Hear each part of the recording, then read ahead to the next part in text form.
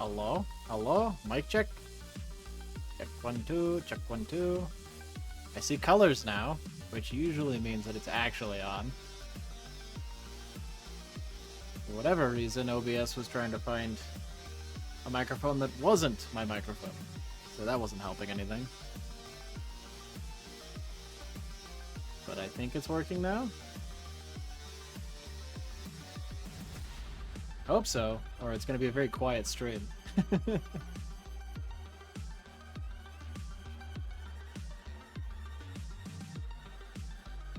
That'll be the story of how Todd read 3 chapters without anyone hearing a word.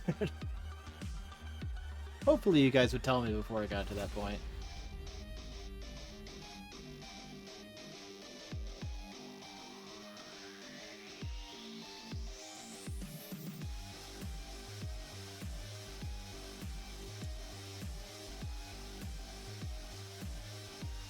My cat has been feeling incredibly neglected since I got home from work, and is now just absolutely trying to get as much attention out of me as he can. Which is fair, he deserves a lot of attention, but I am gonna have to read soon, but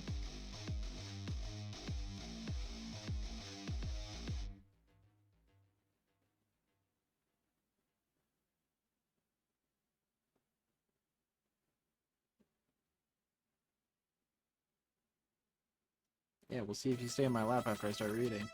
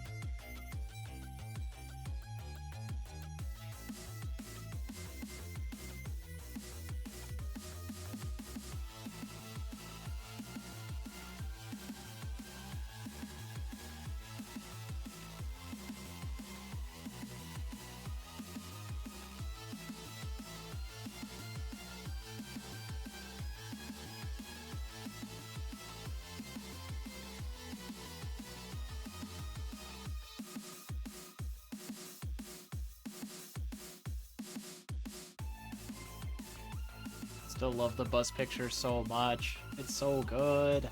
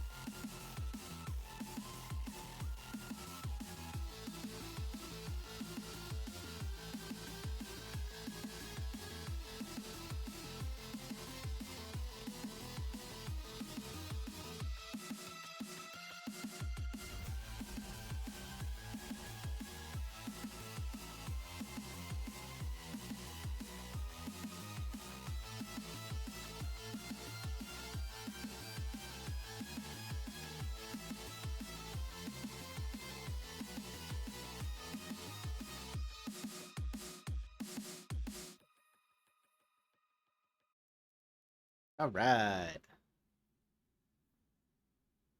Okay. Welcome back to Alchemancer. Hopefully, I got my mic sorted out. I think it's correct. It's up. There goes the timer. So I can mute that now. Excellent. Glad to hear it. All right. So, quick recap of last time. When last we hopped in, Moira was having a little bit of a emotional crisis. the coming to terms with losing her mother was not going well, and she decided that her mother, historically, was really good at showing up exactly when Moira was getting into the most trouble. So, to prove to herself that her mother was actually gone, she decided that, well, she was going to try the worst thing she could think of. So, she talked to some kids at school. She found her way to a rally where kids were doing drugs. Uh, Turns out, being her first time, it did not go super well. And she kind of overdosed a little bit. Not deliberately or anything. Her system just wasn't used to fractal. Um, Meanwhile, Naira and Moira's mother, Renetta, uh, took off through the city streets on Naira's stolen hoverbike, making their way back to the Dolahan Manor to try to make sure that Moira was safe. When they got there, they found out Moira wasn't there. Turns out Moira was out partying. But while they were there, Sergei arrived, Moira's driver slash butler slash best friend, and he carried her inside because she was unconscious, again, from the fractal overdose. So Renetta freaked out. Naira stepped in, gave the girl some prism, gave the girl some curum, used most of her remaining supplies to try to make sure that the girl was going to wake up without any sort of terrible headache and awfulness. Um, Once her supplies were out and the kid had been treated, Moira was taken upstairs, and Renata decided to take Naira into custody. So now it was Naira's turn to be stuck in someone's basement. Meanwhile, Leo and Melissa had a pretty big heart-to-heart, through which Leo learned that when he went and had his own little fractal experience after his mysterious trauma, that Melissa not only found out that he was doing that, caught him in the act of it, but also didn't report him, because if she had, he probably would have lost his job. Their boss, Chief Bradburn, has a zero tolerance policy against fractal, and it would not have gone well for Leo. So she covered for him. He turned around and thanked her by filing some charges and kind of tanking her career. And still she covered for him because she's a way better person than he deserves.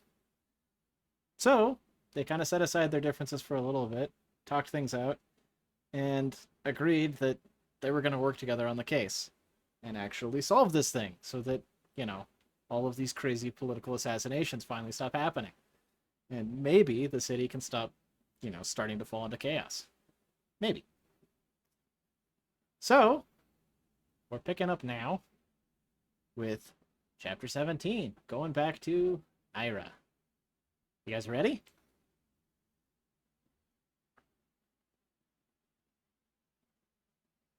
I gotta stop petting my cat now because it's gonna be very distracting.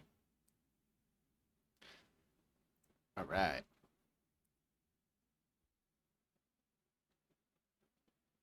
I was brave and chugged the entire Mountain Dew like an hour ago, so I'm hoping that that means it's not going to be as disruptive as it was last time. But we'll find out, I guess. All right. Chapter 17. The Rich Get Richer.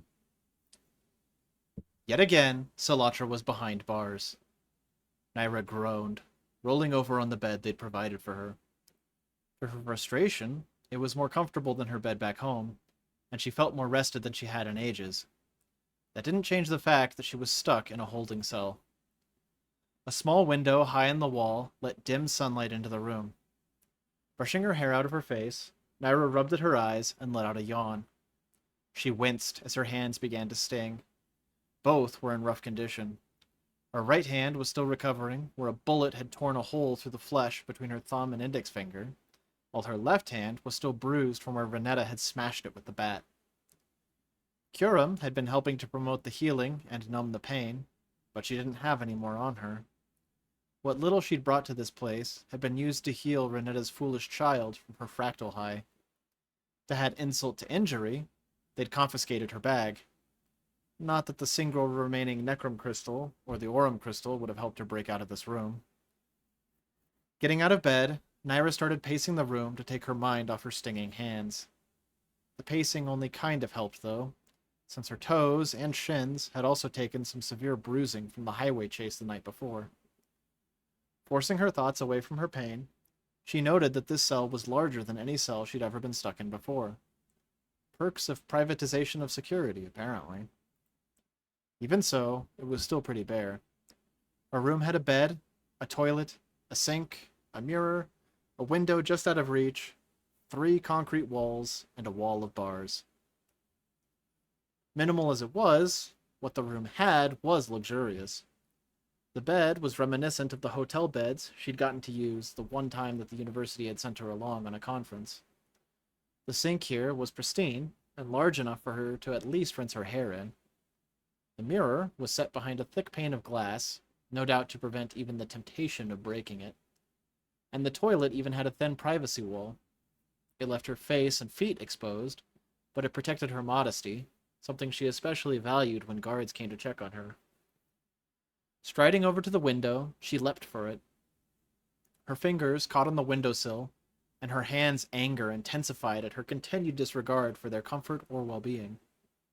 After a few moments of her feet scrabbling to find purchase on the wall, she managed to pull herself up enough to glimpse out the window. It was a simple pane of glass, no taller than the width of her hand.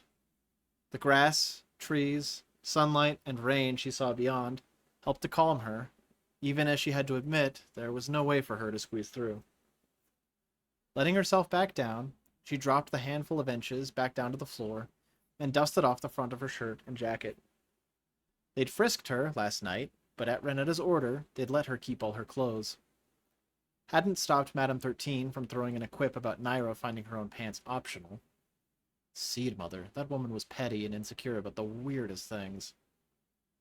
Following the walls, she checked for seams or cracks.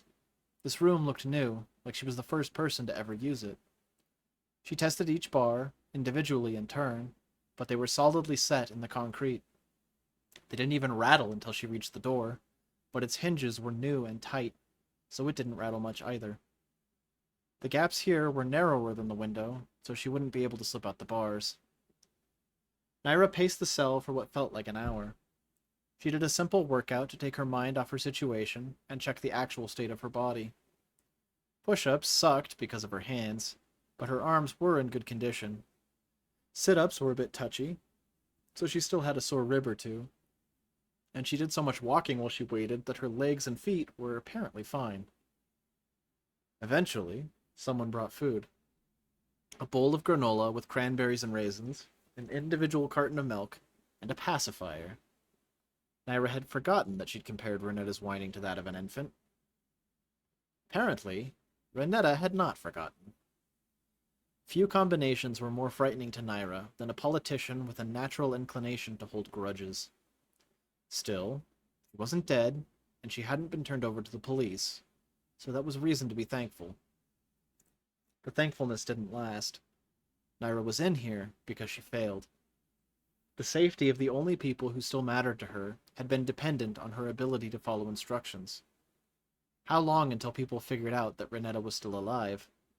How long until that woman's overconfidence destroyed the ruse Naira had worked so hard to publicize? What would happen to Naira's family then? The thought murdered her appetite, but she made herself finish the food anyway. She would need to keep up her strength. Salatra couldn't be caged forever. Eventually, Lightning had to be released. When she finished, the guard insisted on taking her bowl and spoon. What? Did he think she could dig through concrete with fired porcelain and a flimsy piece of pre-stressed metal? She relinquished them anyway.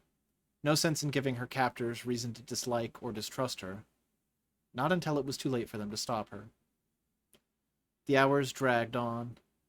Naira checked her wristwatch every once in a while, but it was running low on electrum and visibly slowing down, so she didn't completely trust the time it read. Taking a seat on the floor, she rested her head back against the bars, gazing up towards the sunlight refracting through the droplets of water coating the window, towards the unreachable freedom it represented. Every now and again, thunder cracked, though she saw no flash of lightning. Her body and mind both screamed for activity, but what was the point? The best she could do now was learn how things ran around here, lull everyone into a false sense of security, and wait for an opportunity to escape. The longer that opportunity delayed, the more danger her family was in. Danger they only faced because of her decision to spare a life. The life of someone who had betrayed her kindness. She snorted at that. Had she really grown so desensitized that locking someone in her basement was her new definition of kindness? She had at least fed her and left her with a few common courtesies. Her musing was interrupted by someone she hadn't heard enter the room. "Do you want a chair or something?" Glancing over her shoulder, Naira saw a young, sneppered girl in bright orange baggy pants that screamed for attention. She wore a tank top, but had pulled both straps to the same Oh, there's the first one tonight. She wore a tank top, but had pulled both straps to the same shoulder. Fashion had definitely gotten weirder since Naira was that age. Naira shrugged. "I wouldn't say no to a chair. Though, are you going to just tell me to use the bed?" The girl rolled her eyes. "You can sit wherever you want. I'm just appalled at the way my mother's treatment implies that we're barbarians in this house." It was good to see that Naira's treatment of this girl hadn't been a waste. "Glad to see you on your feet, Miss Moira." The girl froze. "You know my name?" Naira smirked. "Yes, your mother told me." "What?" The response was clearly involuntary, and she seemed genuinely surprised. Then she snorted. "I'm surprised she remembered it. Don't think I've heard her use it in months." She trailed off, gaze wandering back the way she'd come. Naira took a moment to look the girl up and down. Moira was shorter than her already short mother, though not by much. While she certainly wore the expressions of a teenager, her stance bore a confidence she clearly had picked up from her mother. Her hands were firmly planted on hips that poked out above the pants. Seriously, didn't wearing something so baggy just increase the risk of it falling down? Clothing shouldn't require extra effort and attention to keep on. Moira glanced back at her with a look that was used to getting its way. "Well, I want to talk, and I want a chair. Should I grab one for you too, or are you going to be stubborn and keep sitting on the floor?" Naira chuckled at that. Aggressive politeness was an amusing combination. "I'll take a chair." Moira's face softened, and she smiled with the childlike innocence Naira hadn't seen from anyone in a while.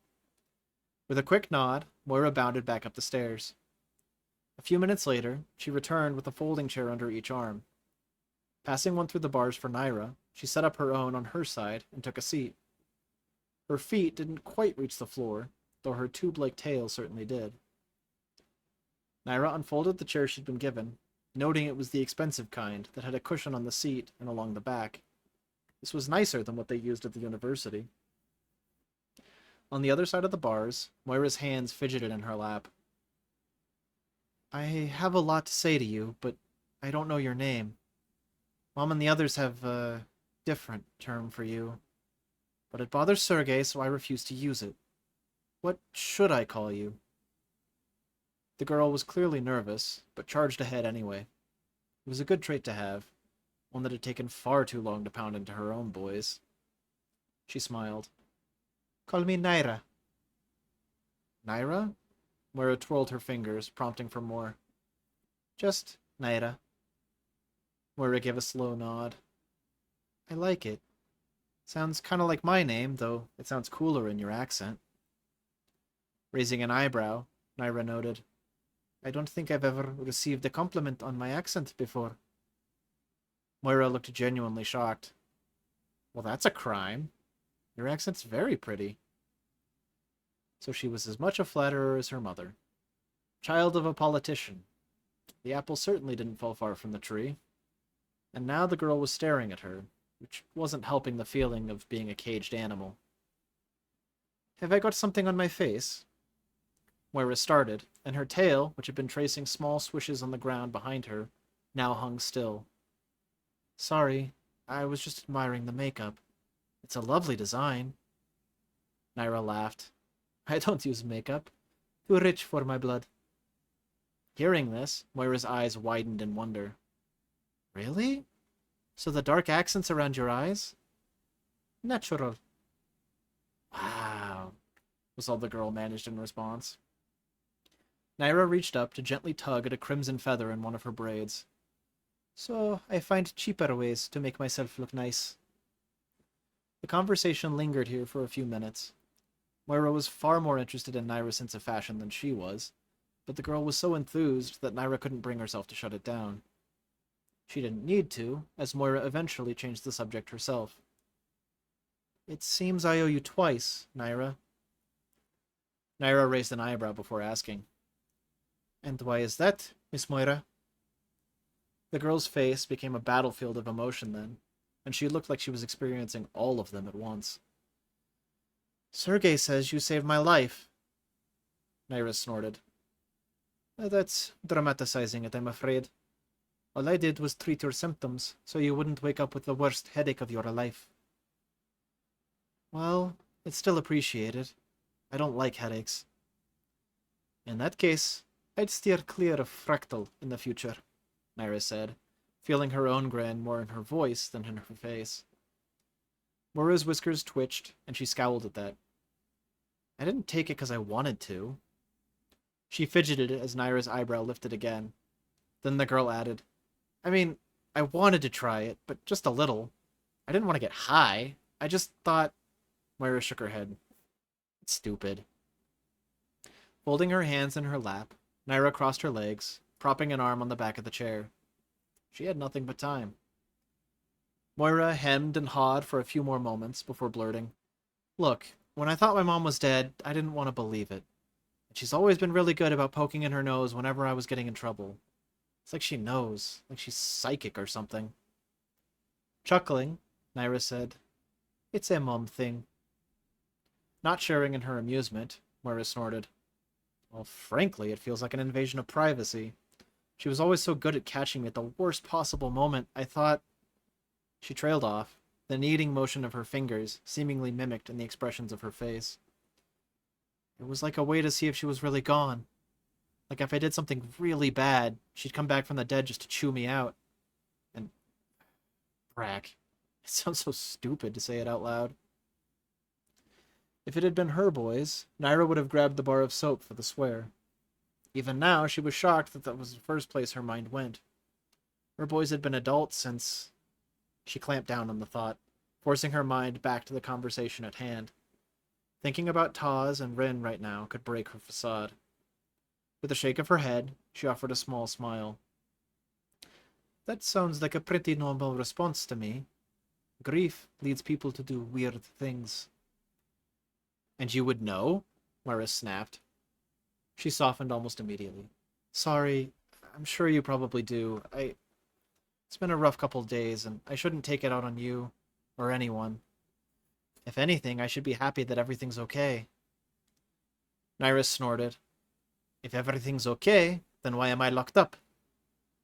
Rolling her eyes, Moira replied, Because my mother's a control freak with trust issues. Her most common solution when she thinks she can't control me is to lock me in my room, too. Then she gestured at the bars. Not that it's the same, exactly, but I kinda get it. This sweet child had no idea what it truly meant to lose your freedoms to a room with bars.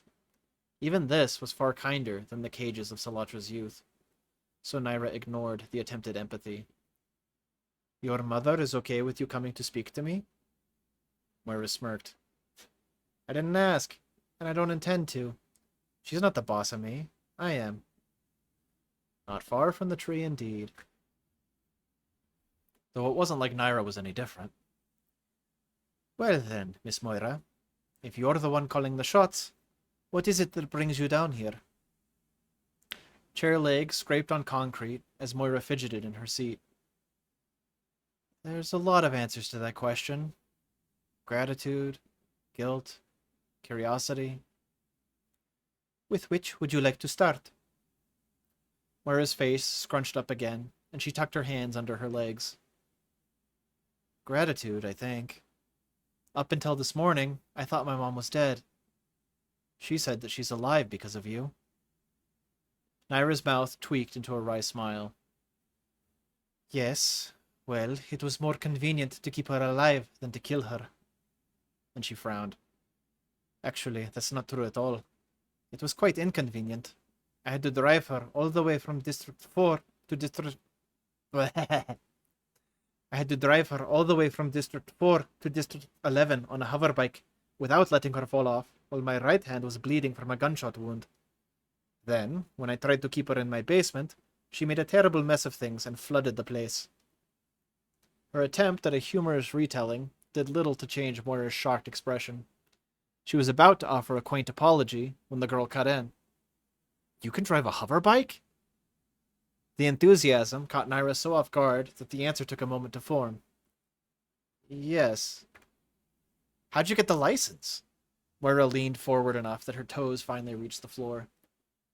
Mom had to spend a lot of money, wade through paperwork and jump hoops just to get Sergey into a driving program. And that was just to train him for the test for his chauffeur's license. So how'd you get one? Naira grinned, then leaned closer to the bars, beckoning with a finger. Moira leaned in to match, and Naira could have grabbed her through the bars if she'd wanted. This was a naive, sheltered child indeed. Dropping her voice to a whisper, Naira's reply was simple. I didn't, she said with a wink. You don't have a license? Moira hissed back. Then how'd you learn to drive a hoverbike? I may have had a lot of practice on stolen hoverbikes when I was your age. The reaction was so immediate, Naira couldn't doubt its sincerity. The eyes of the impressionable girl before her lit up so much, Naira almost thought she could make out residual traces of prism in their sparkle. You stole? Then Moira dropped her voice back to a more conspiratorial level. You stole hoverbikes? What, did you sell them or something? Raced them, actually. Naira tried to suppress her grin for dramatic effect, but the wonder in Moira's eyes was infectious. In fact, the girl was leaning so far forward, Naira was worried she might fall out of her chair. Why is the coolest person I've ever met locked in my mother's basement? Naira chuckled wryly.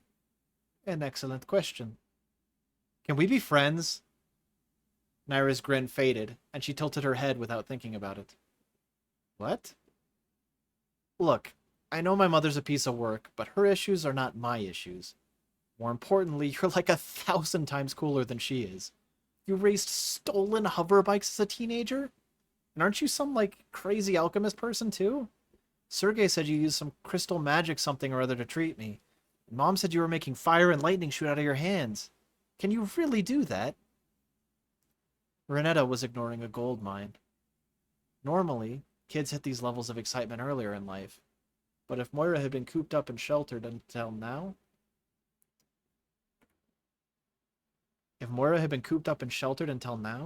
no wonder she was excited by anything that was a new experience. A small smile, almost apologetic, came to Naira's lips. I can, though you make it sound much easier than it is. Alchemy is equal parts science, math, and gut feel. There's a lot more involved than just shooting lightning and fire. Moira leaned forward to grip the bars. We have to be friends. Naira needed an opportunity to get out of this place. She doubted she was going to find a better opportunity than an excited, naive teenage girl. Her conscience pricked her a bit when she realized she was considering taking advantage of such an innocent youth. That said, life had harsh lessons to dole out, and anything Naira taught her could only help her in the end. So reaching out to lay a hand over Moira's clenched fingers, she took on a smile that was only partly forced. I'd like to have a friend.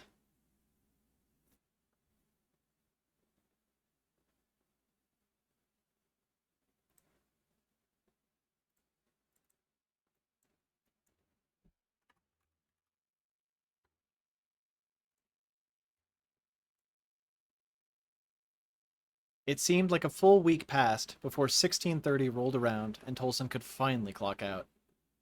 Melissa had managed to take the day off on short notice, staying with Leo at the hospital. That's where Tolson wanted to be right now. He should be with his friends, but his uncle had insisted that he work today. Considering that it was Uncle Walter's last day as chief of the District 3 precinct, it wasn't a good day to skip out. Paul and Edson passed him in the hall, and he took a second to joke with them about the pastry thief they'd nabbed that afternoon. They were in good spirits, and despite his fears, so was he. Jenna, from HR, crossed his path a minute later, so he complimented her on her new earrings. She beamed at him. Apparently, he'd been the only one to notice. Punching his card in the time clock, he stepped into the locker room. Harrison stood at the courtesy phone on the wall, no doubt talking to his wife. Apparently, their kits had a soccer game tonight. Tolson deposited his extras in his locker, tucking his nightstick in the gap between 3 boxes of assorted granola bars and the poncho he kept here for storm days. His can of pepper spray slid in beside it. The magnet on the back of his badge clicked as he stuck it to the inside of the locker door. Hand on the sidearm holstered at his hip, he considered leaving it here. His plan was to go see Leo after this, and Leo was already nervous enough simply by being in a hospital. Bringing a gun might just send him over the edge. That said, someone had also tried to blow Leo up in his own car. Miss Naira had suspected alchemical sabotage, and she was too cool not to trust. So if someone wanted Leo dead, then Tolson felt it was probably best to remain armed. Swapping for a shoulder holster, Tolson pulled out his academy jacket, zipping it up enough to hide the straps and the gun. What Leo didn't know wouldn't hurt him. If anything, it might keep him safe. People these days weren't safe in their own private towers, so what kind of protection was a public hospital going to hold? At least Melissa was with Leo right now, so he had someone keeping an eye on things. Harrison finished his phone call and rushed out the door. Tolson offered a quick salutation, but it went unheeded. A few moments later, Harrison burst back into the locker room. Forgot that I left my wallet in my work pants. Need your code? No, Harrison growled as he cradled the combination lock on his locker. After several failed attempts, he sighed. Combination's in my wallet, and having just used it 5 minutes ago, I thought I remembered. But I can't remember if it's a 7 or a 17. With a grin, Tolson said, It's 6, 17, 34. Harrison scowled a bit, but tried the combination. It worked. His scowl disappeared as he shook his head and dug inside for his wallet. Thanks, Tolson. I'm supposed to be picking up food for everyone, and I'm already late. You know how Liz gets when she's hungry.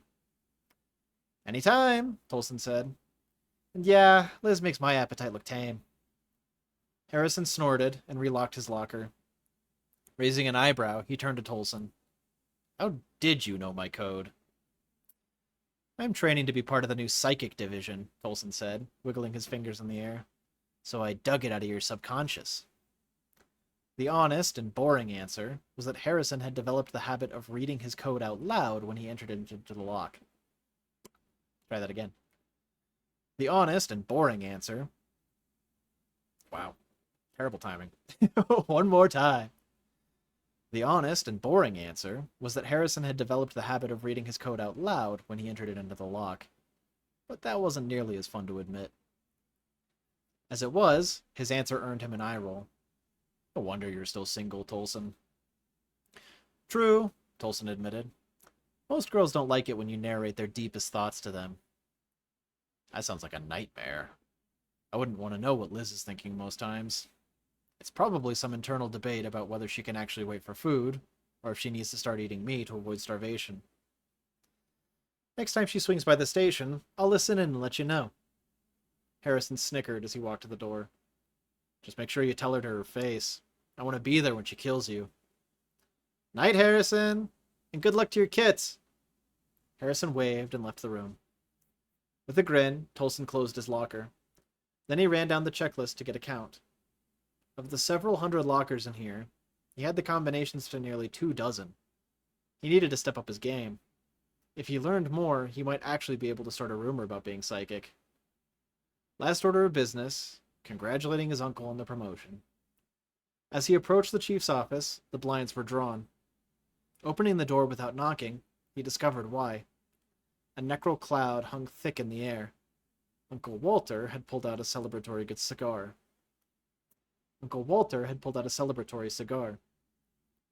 A large ball of ice sat at the bottom of a glass of whiskey on his uncle's desk. His uncle was standing by the desk, cigar tucked into a corner of his mouth, as he sorted through folders that bulged with papers. Glancing around the room, all of the posters and paintings had been taken down. The service awards had been boxed up, along with the photos of Uncle Walter's family and friends. That was probably for the best. The picture with Tolson and his parents was over a decade old, and people around the station liked to give him grief for the braces he'd had back then. Joke was on them, his smile was immaculate now.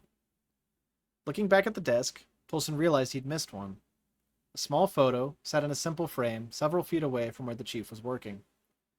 The photo was from his uncle's installation, and it showed him firmly shaking hands with an eager Minister of Justice, Robert Paddock. Paddock had the type of politician's smile that made Tolson's skin crawl, but he was a longtime family friend, especially with Uncle Walter. Of the times Tolson had met the man, he'd done his best to be polite and friendly. The minister was friendly in return, but interactions with him were still just off. Now that Uncle Walter was leaving, Leo was going to be expected to report to Paddock. Tolson would have to find a way to go with him for moral support. "Need something, Officer Gray," his uncle said around his cigar.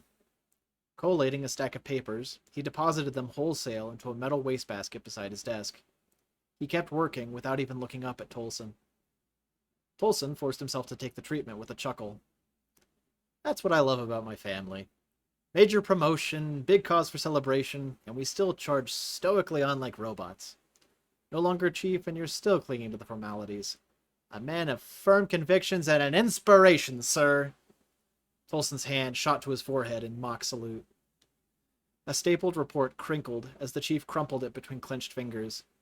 His claws left furrows in some papers beneath them. "If you want something, just say it, Tolson. As soon as I'm finished here, I'm going home." Among his siblings and cousins, there was a nickname for his uncle, Uncle Wilter. It took all of 5 minutes of meeting the man to realize he was a prickly grouch with a glare that could sap plants of the will to live. Granted, that was a helpful superpower when one was dealing with criminals. Ride-alongs as a kid had been fun, because no matter how big or cocky the criminal, they always cracked under Uncle Wilter's hard eyes. That gaze could make the most innocent angel invent a crime to confess. Those eyes burrowed into him now. For as much as the chief should be celebrating this next step in his career, he was as grumpy as ever. But Tolson had spent years building up an immunity to this glare, and attacked with countermeasures of his own, an innocent smile. "I just wanted to congratulate you, sir, both on your promotion and your escape from any antics Leo and I might get up to. Bet you're gonna miss filing reports on us."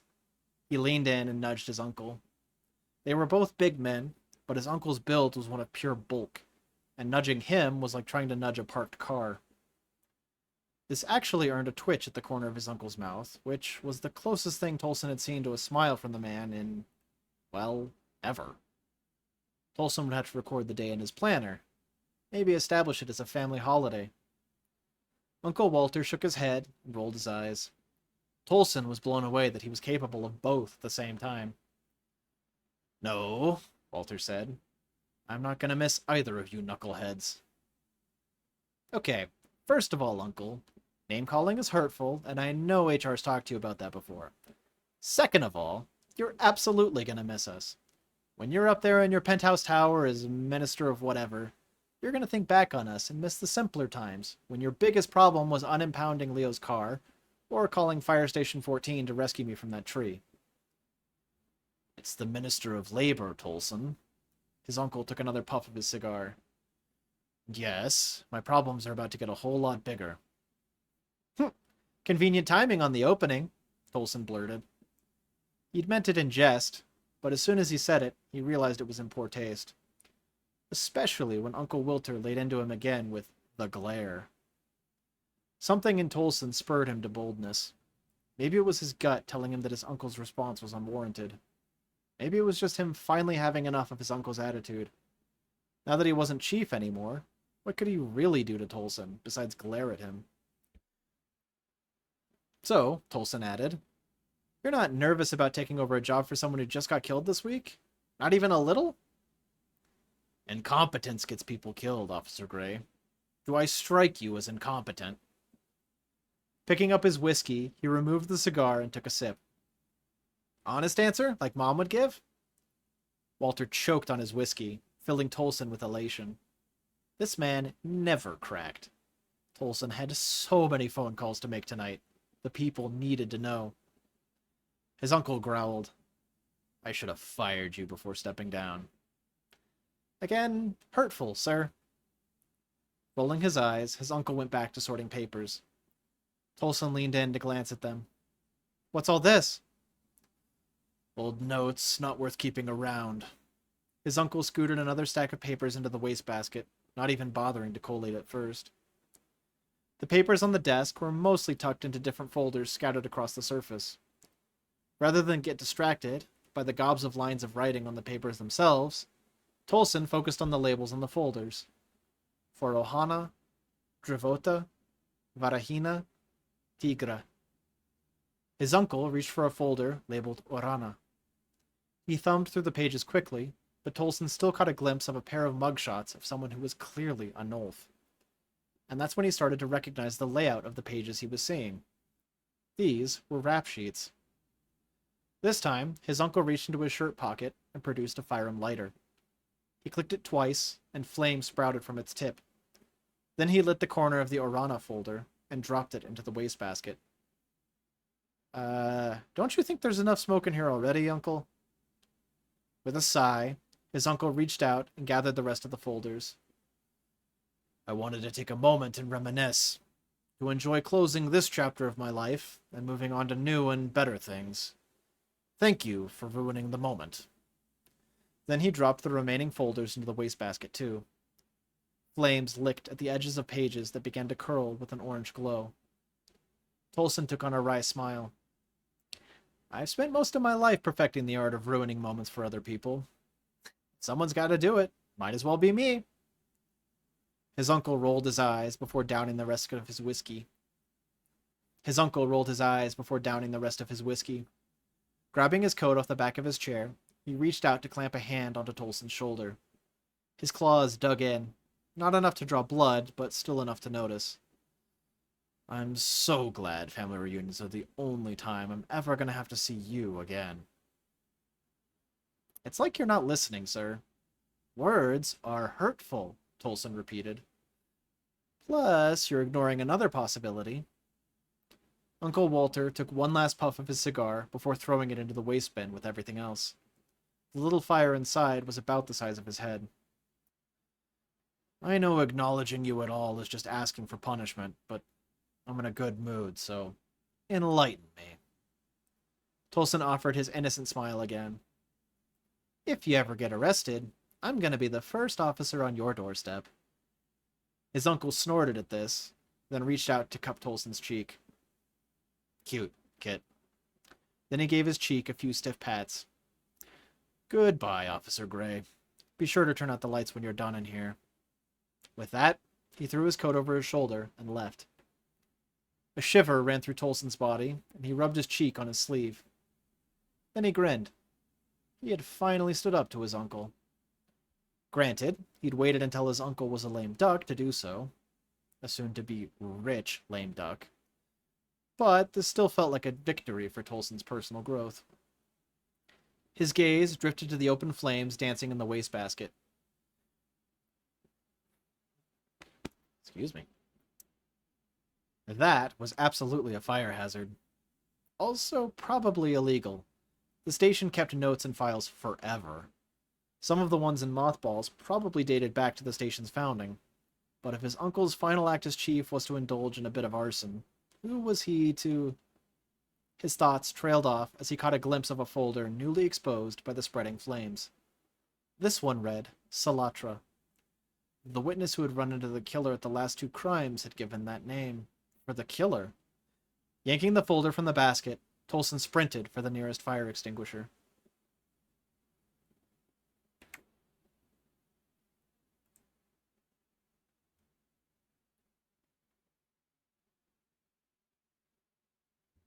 Ah, get some water in me again.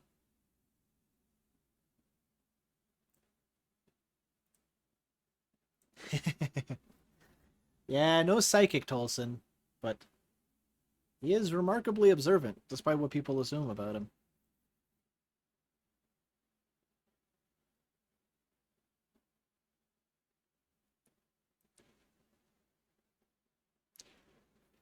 All right.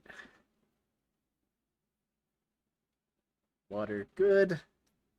Kitty still in lap. Let's keep going.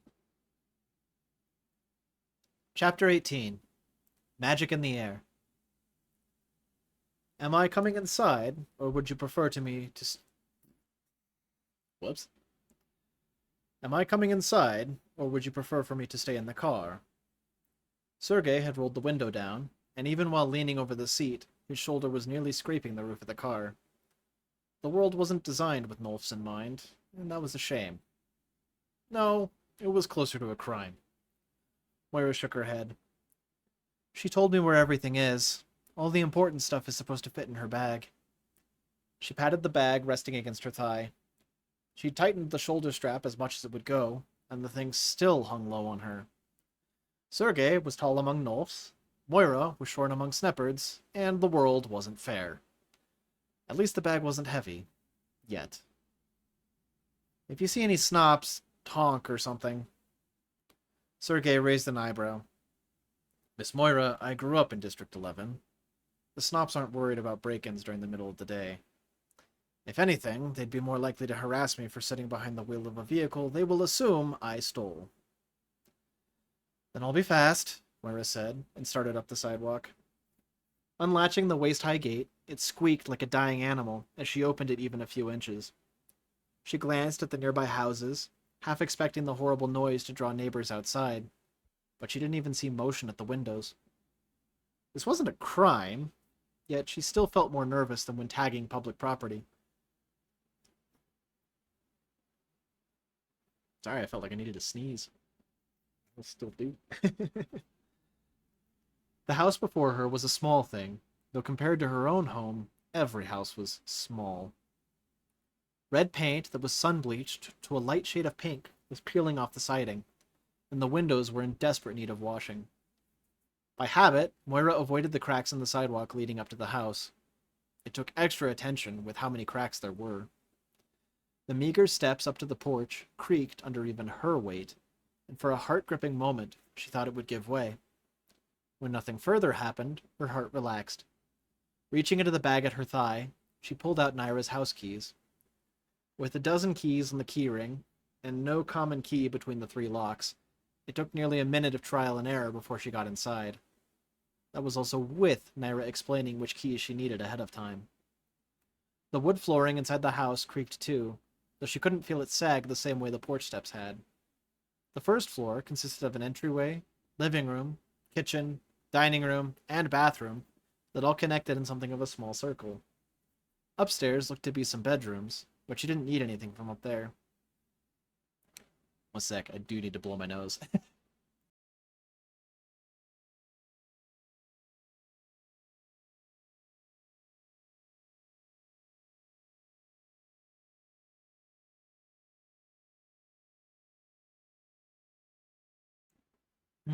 Much better. Felt like there was some Riker's fur stuck in my nose or something. Alright. The first thing that struck her was how barren the house felt. People lived with so little?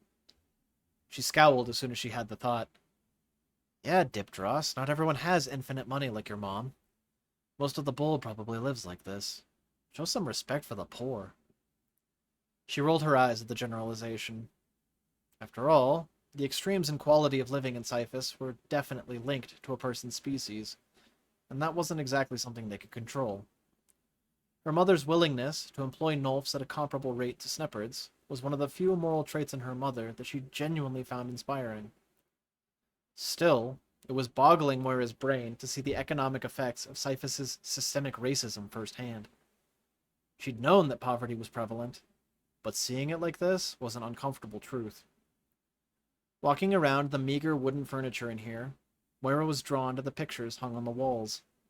In one, Naira was dressed in a graduate's gown, diploma tucked under one arm, while one boy clung to her leg and the other sat in her arms.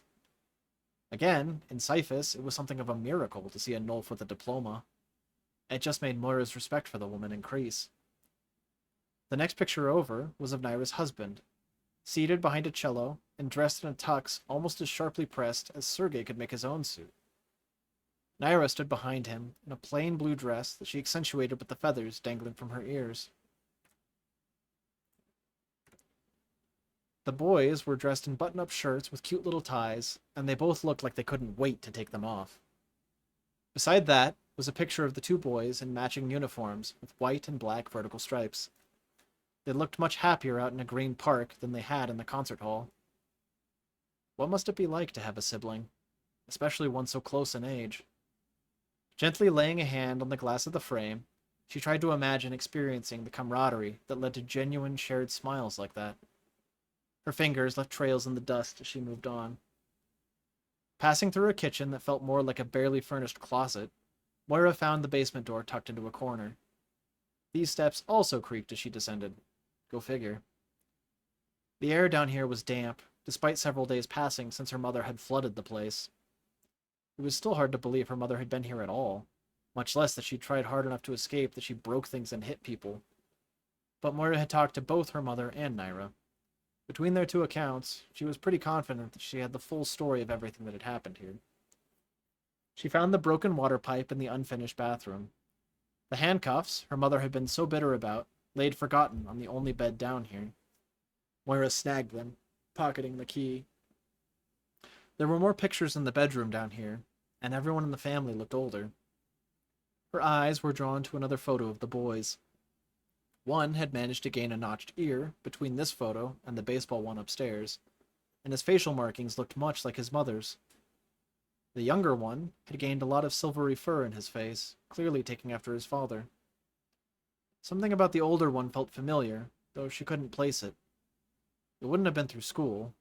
He was too old, and the private school Moira's mother sent her to was too rich-blooded for any Nulfs to attend. It was an easy way for the school to practice segregation while preaching inclusion. Yeah, they might allow anyone to attend, if they could afford it. Convenient that Nulfs were so widely kept from getting hired in any sort of high-paying field, instead having to settle for things like working in her mother's factory. The system was stupidly rigged, and no one seemed to care enough to change it.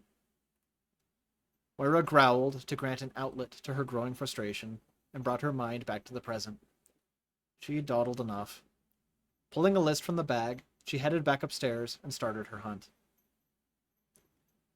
That afternoon, Moira carefully set out the crystal molds, the small rack of finished crystals, the tray of small cylindrical metal capsules, and gloves and other tools she'd recovered from Naira's house. She organized them in groups on the concrete floor of her own basement, close enough for Naira to see through the bars, but far enough to keep her from grabbing anything. She trusted Naira far more than her mother did, but that didn't mean she was going to taunt an assassin with something she could weaponize. "Walk me through all of it," Moira said, unable to keep the excitement from her voice as she sat cross-legged on the floor. "I want to know what everything's for and how it works." Naira pulled her chair up to the bars, a smile teasing at her lips as she sat. She brushed back some stray hair, fingers bumping the feathers she still wore. Moira had to admit they were pretty on her, even if her mother would have considered them a poor person's accessory. So what? If they looked nice and people enjoyed wearing them, then who cared? Folding her hands in her lap, Naira began. "What do you know about alchemy, Miss Moira?" "That the stories try to make it out to be magic, but it's really science." Naira gave a soft laugh. "It's both, actually. Alchemy is simply a scientific and repeatable method of harnessing magic." Okay. It was hard not to be hesitant when an adult made a claim like that. "Well, then why does stuff run on batteries?" Cars, lights, my hoverboard. Almost everything in the bulb runs on one of the batteries produced by my mom's factories. And you've never stopped to think about how those batteries power your car, or the lights, or your hoverboard? Science, Moira replied with a resolute nod. I haven't learned how yet, but it has to be science. Naira raised an eyebrow, crossing her legs and cupping a knee as she leaned back in her chair. So, if I told you it was magic? Moira narrowed her eyes. That's what kids are told, but it's because adults don't like having to explain how the world works. The classic, you'll learn in school when you're older, that everyone's parents tell them. I've seen some flashy presentations, but magic is a cop-out term. I want to know what's really going on. Smirking, Naira said, I wish every student shared your healthy skepticism. Most come in so doe-eyed that they just accept what I present to them and forget to engage their brains as they learn. You have to have a brain to engage it, Moira cut in. I've met university students before, and they may be older, but I've yet to be impressed by one's ability to think. Naira's smirk widened to a grin. Few actually go to the university to learn. Most simply want a piece of paper that supposedly obligates future employers to pay them better. Their apathy limits their own ability to learn. Well, I'm here, and I'm ready to learn. Moira couldn't stop herself from squirming. The words were true, but admitting it felt gross. She liked learning, but school was an establishment meant to suck money out of parents who were too lazy to teach kids anything themselves. This felt weirdly like one of those private tutoring lessons that her mother tried to buy for her in the past. However, this was the first time the tutor was locked behind bars and couldn't run away screaming. Not that Moira was going to give her a reason to do so. Naira nodded, tapping her thumbs together over her knee. In that case, we need to start with the fundamentals. As I've said before, alchemy is equal parts math, science, and magic, the three best subjects of study. At its core, alchemy is the deliberate harnessing of magical energy through meticulous mathematical Please be careful with that. Moira froze, the orange crystal she'd picked up now motionless where she had previously been rolling it between finger and thumb. Why? Because if you crack that, you're going to have a fireball going off in your hands. Sorry, Moira muttered, slotting the crystal back into the small plastic rack she'd pulled it from. I fidget. You mentioned math and my mind went blank. Math is what makes alchemy a safe and repeatable science. Moira groaned without meaning to. She didn't want to discourage Naira from sharing, but her natural feelings towards math were too strong to fully suppress. Forcing interest back into her voice, she asked, What does that have to do with batteries? Or these crystals? Do you know how the batteries are made? Naira countered. Sure, Moira shrugged. People add in different ingredients at different stages of the assembly line. When you have all the stuff inside that powers the battery, you cap it off so that you can use it later. That's a good start, Naira said. Metal has the unique ability to absorb or reflect magical energy. And obviously, specific kinds of metals are better than others. I'm a fan of bismuth, but most batteries I've encountered are cased in tungsten. It's much cheaper to mass produce, and it makes a good container for containing the ingredients, as you called them. So I would use the term reactants. What's the difference? Naira swapped legs. It's a subtle difference. Fundamentally, magical energy is released through chemical reactions. So while you combine them, much like ingredients while following a recipe, it's more accurate to think of them as reactants. Once you put them together, they will react until they reach their equilibrium and effectively stop. Now, the reaction doesn't actually stop, but the reaction balances to the point where, Miss Moira, if you break that, you'll have a much harder time extracting crystals from the molds. It's a delicate tool to begin with. Moira hesitated, then stopped playing with a small wire tool she'd picked up when she'd zoned out. It was hard not to zone out when someone started speaking what sounded like another language. Can you maybe put that in terms that someone who hasn't gone to university will understand? Naira took a moment to choose new words. The world is happiest, if you will, in a state of equilibrium. It's the state of lowest energy. You are familiar with the concept of energy, yes? When Moira nodded, Naira continued. Everything in this world has traces of magical energy in it. What alchemy does is gather up a bunch of those little bits of energy, stuffs them all together, and then releases them all at once. On a storm day, a single drop of rain isn't very noticeable, right? It just gets you a little wet, gets soaked up immediately by your fur, and doesn't do anything more. It's harmless. But what happens when all those little droplets of rain collect in the same area? Are you old enough to remember what happened 8 years ago with the Mylon building in District 6? Moira frowned. Didn't it flood or something? Giving an approving nod, Naira said, Exactly. Some genius architect thought it was a good idea to invert the top.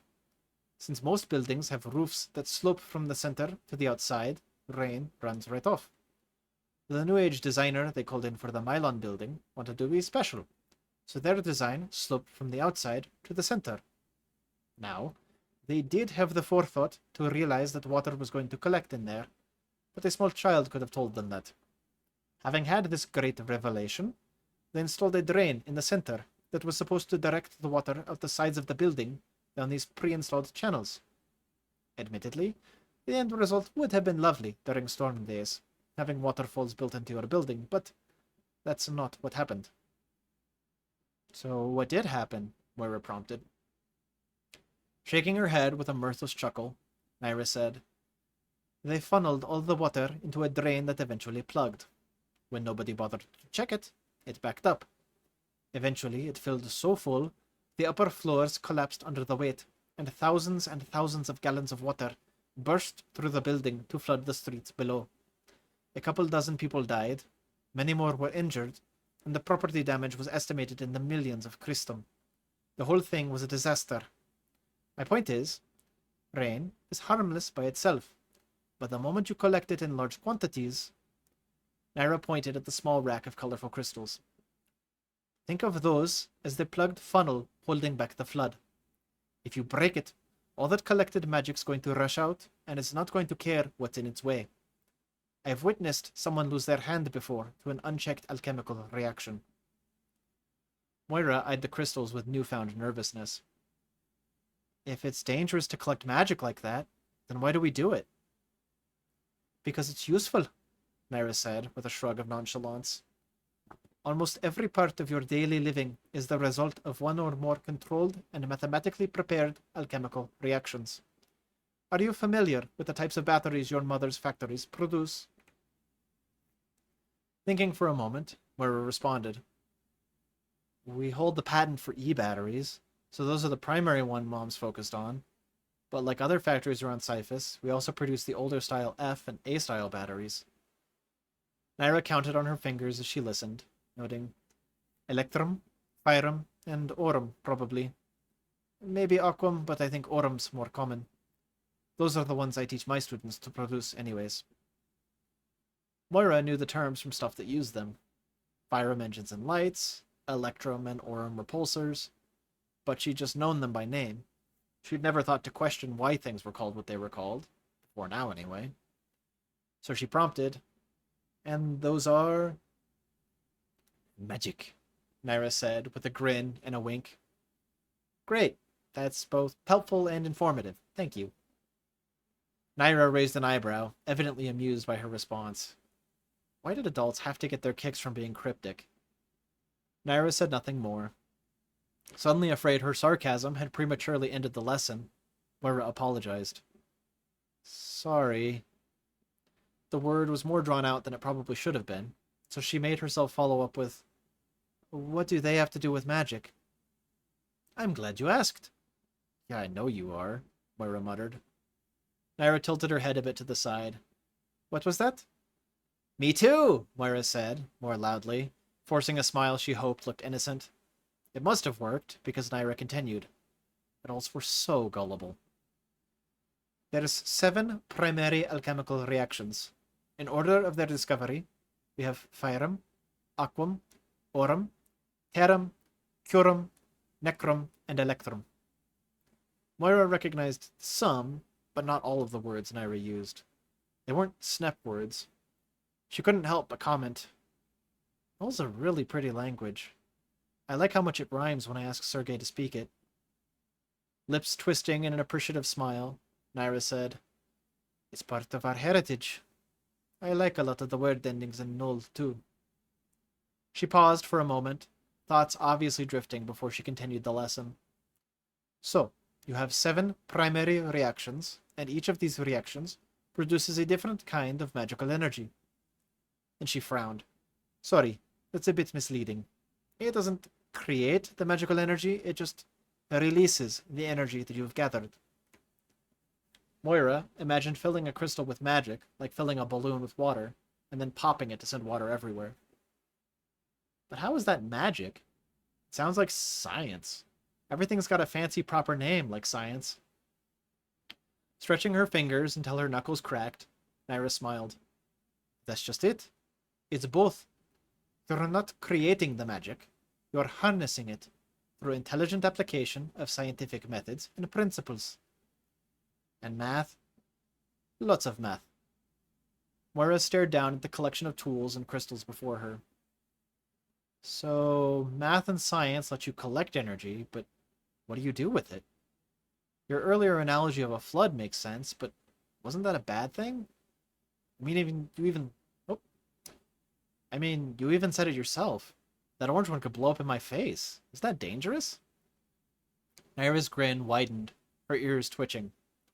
"Very dangerous. But that's part of the thrill. Redirect the flood of energy. Like the flood dissipated through side streets, you have to give the energy an optimal path. If you were able to block specific streets off completely, then you could direct the flood exactly where you wanted it to go, right? Same thing here." Twirling her fingers around each other, Moira asked, "And you direct it by..." "Magic." Moira's shoulders slumped. Adults and their cryptic circles. Worse, her frustration seemed to only add to the twinkle in Naira's eyes. "Gonna elaborate?" Moira asked. "You can spend all day studying theory to learn something, but I'm a firm believer that experience is the best teacher." Moira raised an eyebrow. "Meaning?" She was having a hard time suppressing her excitement at the implication. It was a delicate balance of showing enough interest to keep Naira talking, while also showing enough indifference to not weird her out or scare her off. Excuse me, sorry. Moira definitely wanted this to be an offer to learn alchemy, but she was also trying to manage her own expectations. Mothers were good at shooting down fun and exciting things, but alchemy would be so cool to learn. So she sat with hands behind her back to hide her fidgeting. "Say it," she thought. "Just rip the bandage and either say it or shoot me down." Naira gave a small smile, seeming to realize the effect her dramatic pause was having. Thankfully, she finally relieved Moira's suspense as she said, "Don't tell your mother, but we're gonna have to get you high." The sun was long set by the time Moira snuck back into the basement holding area. Naira's bag was much lighter now, since Moira had taken the molds and the tools out and hidden them in her room. All she had now were a few crystals and a couple of those odd small metal canisters. Naira had told her to only bring specific colors of crystals: brown, clear, or light blue. The low-light Fyrom fixture set into the wall cast an orange glow to a russet form laying in the bed of the cell. Despite tiptoeing so quietly Moira couldn't hear herself, Naira still spoke up from the bed. "You made sure no one's going to find us?" Moira narrowed her eyes. The Nulf woman wasn't even looking her way. How had she known Moira was here? Dismissing the question with a shake of her head, Moira stepped up to the bars. "Mom's asleep, Sergei's reading. Most of the guards are out patrolling the grounds, and the 2 that should be watching the basement stairwell are grabbing drinks from the kitchen." "Good." Good, Naira purred. She rolled over in bed, and the ambient Fyrom light in the room found new reflective surfaces in her eyes and teeth. Yeah, that wasn't creepy at all. Moira suddenly felt like she'd been invited into some kind of cult activity. Her nerves whispered that her mother would come bursting through the door any minute. "What did you bring?" Naira asked, stepping forward to grip the bars. Lifting the bag's main flap, Moira looked inside. 3 each of the brown, clear, and blue crystals, and then 2 of the canisters that are supposed to make me high. Naira snorted. "I already told you I was joking. Prism is literally just compressed air from outside the bulb. Though it enhances your senses, it's not actually a drug." Moira rolled her eyes. "And I already said that it feels much more rebellious and cool to think of it as a drug.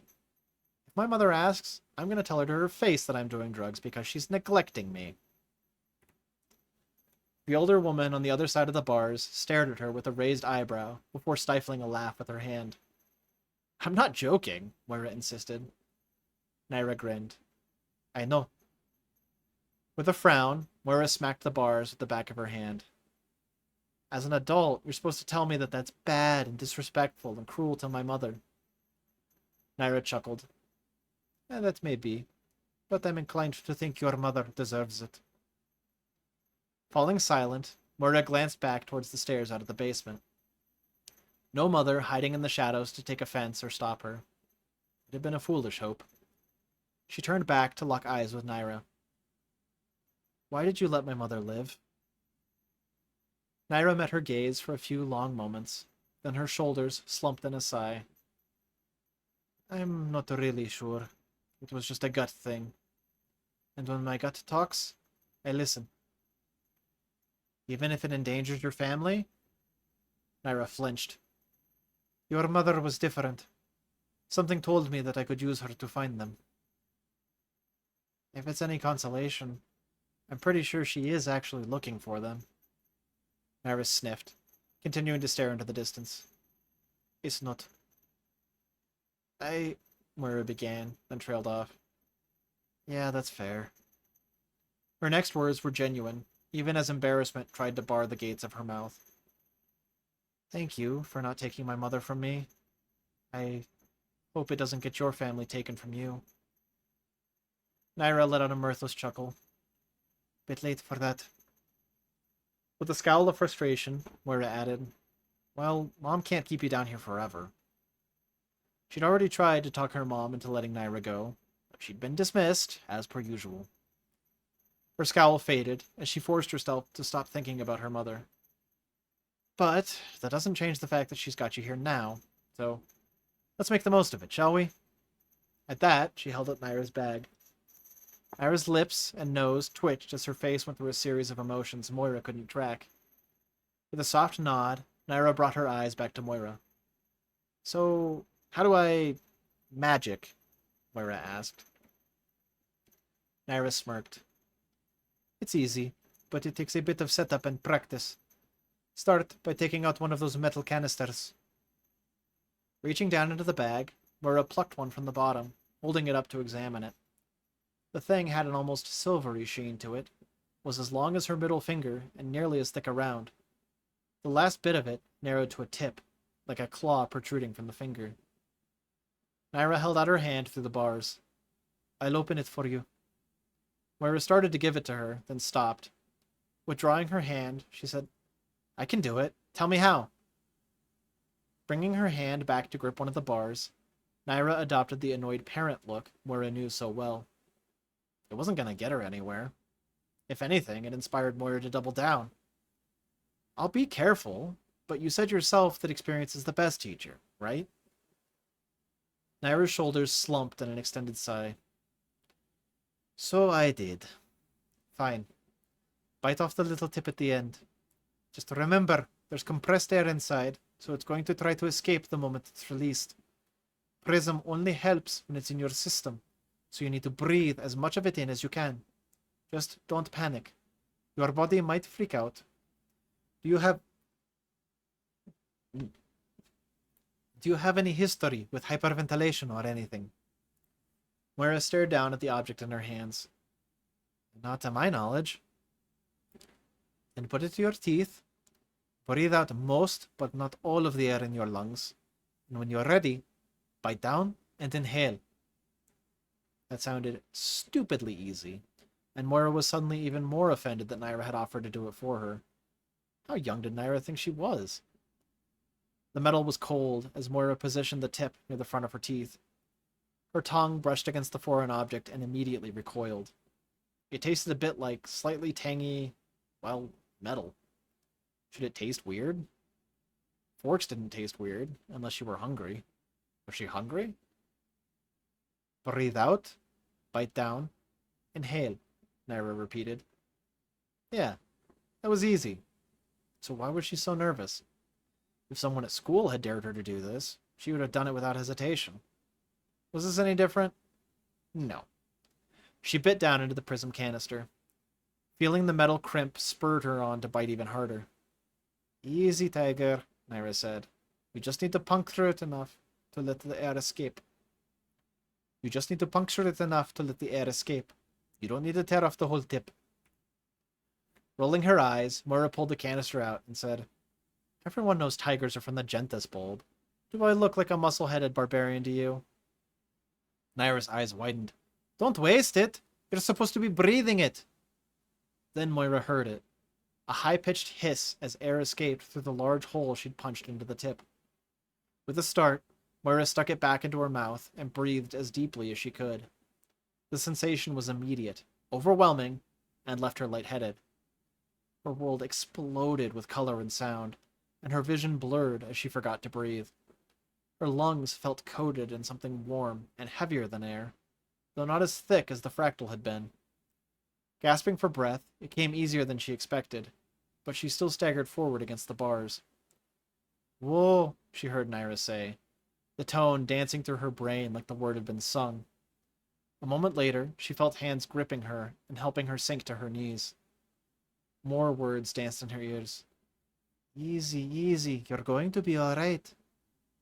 Naira's accent was lovely, every syllable coming to life as if sung in succession by voices in a choir. Leaning forward, Moira rested her head against the metal bars and tried to focus on breathing. The glow of the room was brighter than before, and despite the orange tint it caused, she could start to make out individual colors a little clearer. The reds of Naira's feathers dangling just within her vision, the whites and grays of the fur on her own arms, everything stood out more distinctly. More than that, the Fyrom lights in the ceiling were humming. Not just the constant, single-tone hum she knew from electrum lighting. No, this was active and flowing. It told a story without words, conveyed emotion without body language. She'd never heard Fyrom lights make noise before. Why do I hear light? She gasped. What? Naira asked, voice still gracing her like an angel dancing through the air. It should be brighter, but maybe you're having auditory hallucinations. Believe it or not, this is natural for your body, but since it's not used to it, it's going to need time to adjust. During that time, things are probably going to be a little weird. Weird? Moira thought. She just spent the last 30 seconds hanging on every word this woman said, because each syllable tied into the next one, more harmoniously than the last. Each sentence composed a song she'd never heard before, but the more she heard, the more she wanted to hear. Her head pounded, and her ears flattened despite themselves. Naira must have noticed because she lowered her voice. Slow your breathing if you can. If your breaths are too deep or too frequent, you'll burn through your prism faster, and if you breathe too shallowly, you'll pass out. So work towards a happy medium. In through your mouth, out through your nose. The longer she listened, the more Moira began to hear patterns in Naira's speech. There were sounds that would repeat, sounds that liked to blend together, and sounds that seemed to jump to the forefront of the song, but never actually drowned out the rest. Forcing herself to focus on content rather than presentation, Moira listened to the advice she was getting. A minute later, and her breathing had started to calm. The overly bright colors still popped in contrast with each other, having settled into something much less painful on her eyes. But her hearing had come alive. At first, it had been too much for her mind to process all the additional sound she was picking up. As she calmed down, she started to hear individual things amidst the wall of noise. She couldn't make out words, but but she could hear muffled conversation from nearby guards, though she knew no one should be by the door. Naira's voice carried a song when she spoke, and it simplified, but never quite vanished when she stopped speaking. In fact, even her breathing seemed to carry core elements of this song that... Sorry, the Mountain Dew came back. In fact, even her breathing seemed to carry core elements of this song that exploded with rich detail and fullness whenever she formed words. Moira's own breathing carried a unique rhythm, each breath ending with a specific four-piece cadence. While Naira's song focused on percussive elements that liked to crescendo unexpectedly, Moira's song seemed to find melodic refrains to repeat in a satisfying pattern that further calmed her. But the Fyram... She glanced up at the light fixture, seeing the signature flicker everyone associated with Fyram. Only now she saw it in a whole new light. Before, she'd assumed the flickering to be random. And in a sense it was, but she could hear it now. The Fyram itself giggling with the enthusiasm of children on a playground. As the light raced around in its enclosure, she could hear individual voices crashing together and skipping over one another. And as any individual voice grew tired and quieted, the light flickered. Yet, new fresh voices would come in to take its place. Never quite identical, but so very, very close to each other. "Are you okay, Miss Moira?" Moira tore her gaze away from the light to look at the woman addressing her. Her eyes drank in much more detail of Naira's face now, more easily discerning different strands of fur amidst the whole. The charcoal markings really did work well with her russet fur. Moira couldn't contain the question that came to mind. Is this why so many people do fractal? Naira let out a laugh that sang with the beauty of a choir of angels. Moira didn't miss that the Fyram overhead blazed for a moment in response. No, child. Fractals are much more concentrated, and they often include additives to enhance the experience. It may start the same as Prism, but it's far worse when people finish making it. It's intentionally designed to be addicting. Your voice is beautiful, Moira said, getting distracted by the melodies present in her own voice. Will you teach all my classes so that I can just listen to you all day? Pushing off from her, Naira tilted her head with a guilty smile. Maybe I shouldn't have started you with a full dose. Reaching forward, she lifted one of Moira's eyelids with her thumb. The glow's about where I expected it to be, but it is only your second time, so I'm not surprised you're a little loopy. That was just it. She wasn't loopy. Overwhelmed from sensory overload? Sure. But loopy? No. Moira hadn't experienced such clarity of thought since waking up that morning. She felt alert, confident, even as the world around her left her awestruck. Her hand reached into the bag for the second canister of Prism. If one canister did this, what new experiences might two open up for her? Naira must have figured out what she was doing, because a hand clamped firmly down onto Moira's wrist. Whoa, whoa, whoa. Let's take it easy, and just get used to the effects of one for now. Okay, Miss Moira? Mildly disappointed, Moira let her remove the prism canister from her fingers. More voices called to her from the bag. Not with words, but with sounds and music. She glanced down, half expecting to see fairies in Naira's bag. Instead, all she saw were the sets of colored crystals she'd brought along. Reaching in again, she pulled out a tan one, holding it close to her ear. The melody trapped inside was energetic, like the Fyram overhead, but not nearly so forceful. If anything, this one sounded somehow even more playful. I can hear it, she whispered. Which one did you grab? Naira asked, reaching out to uncurl Moira's fingers. A moment later, the Nulf gave out a startled gasp and confiscated the crystal. I definitely don't want to hold an Aurum crystal that close to your ear, dear. If you crack it, even accidentally, it's large enough you might permanently lose hearing in that ear. By this point, Moira's focus had returned, and she was growing more confident in picking out all the many individual sounds she was hearing. She scowled.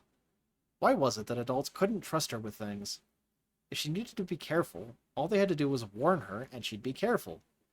Instead, they just panicked and took things without explaining. It's a frustrating habit, one she was beginning to suspect was universal to mothers. Embracing her scowl, she looked back down at the bag. Well, which one is safe for me to listen to, then? Naira considered for a moment.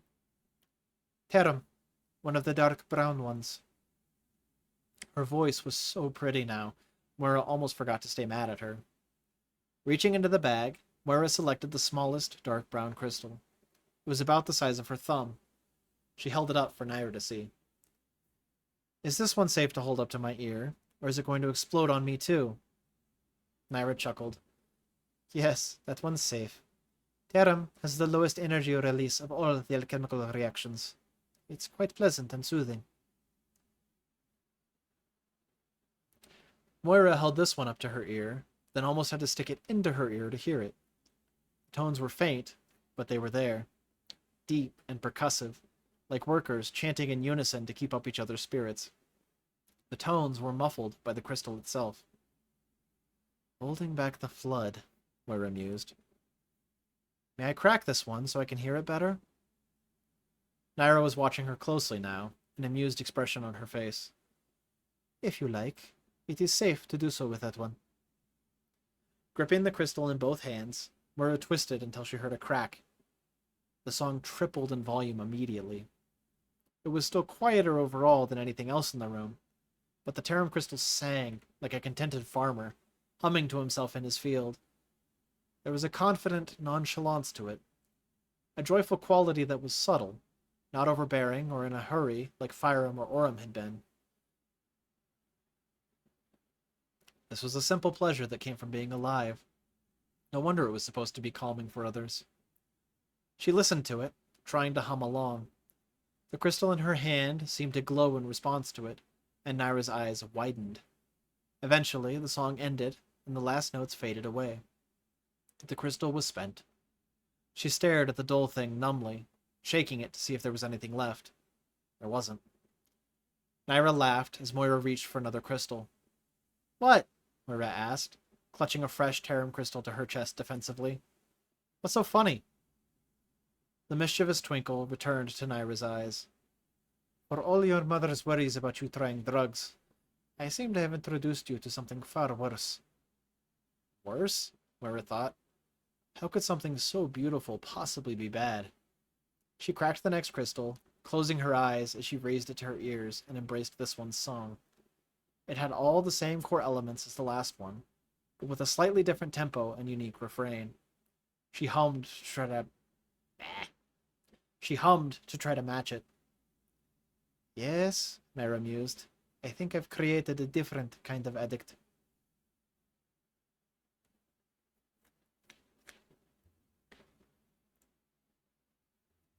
Water break.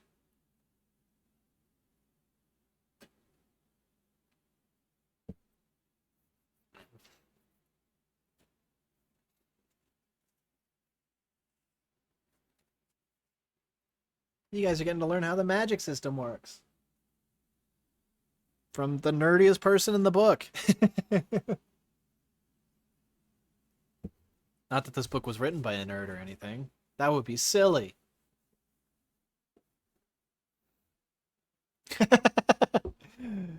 Drugs are bad, okay, kids? Except when they're cool and they make you see colors. Actually, they make you hear colors. In Moira's case. All right. It's 8:40 now. If we do one more chapter, that's probably going to push us to about 9:15. Does that work for people, or should I wrap up here? They do make you see the colors too, and they do make you see them more sharply. It's just you also hear them.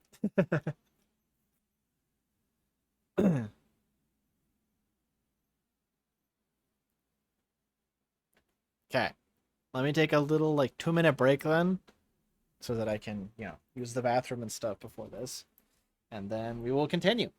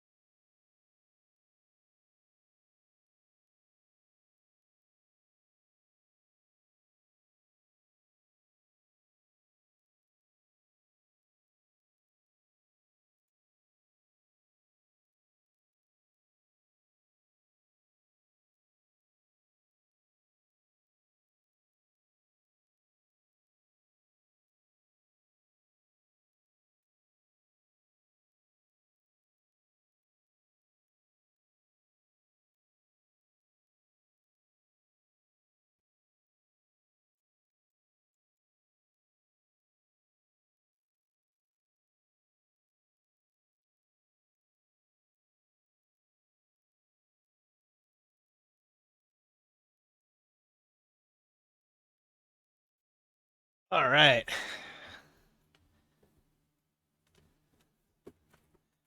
Back. I've tried again to clear my nose from whatever itchiness Riker has inflicted upon me. I think I'm good to go. Are you guys ready?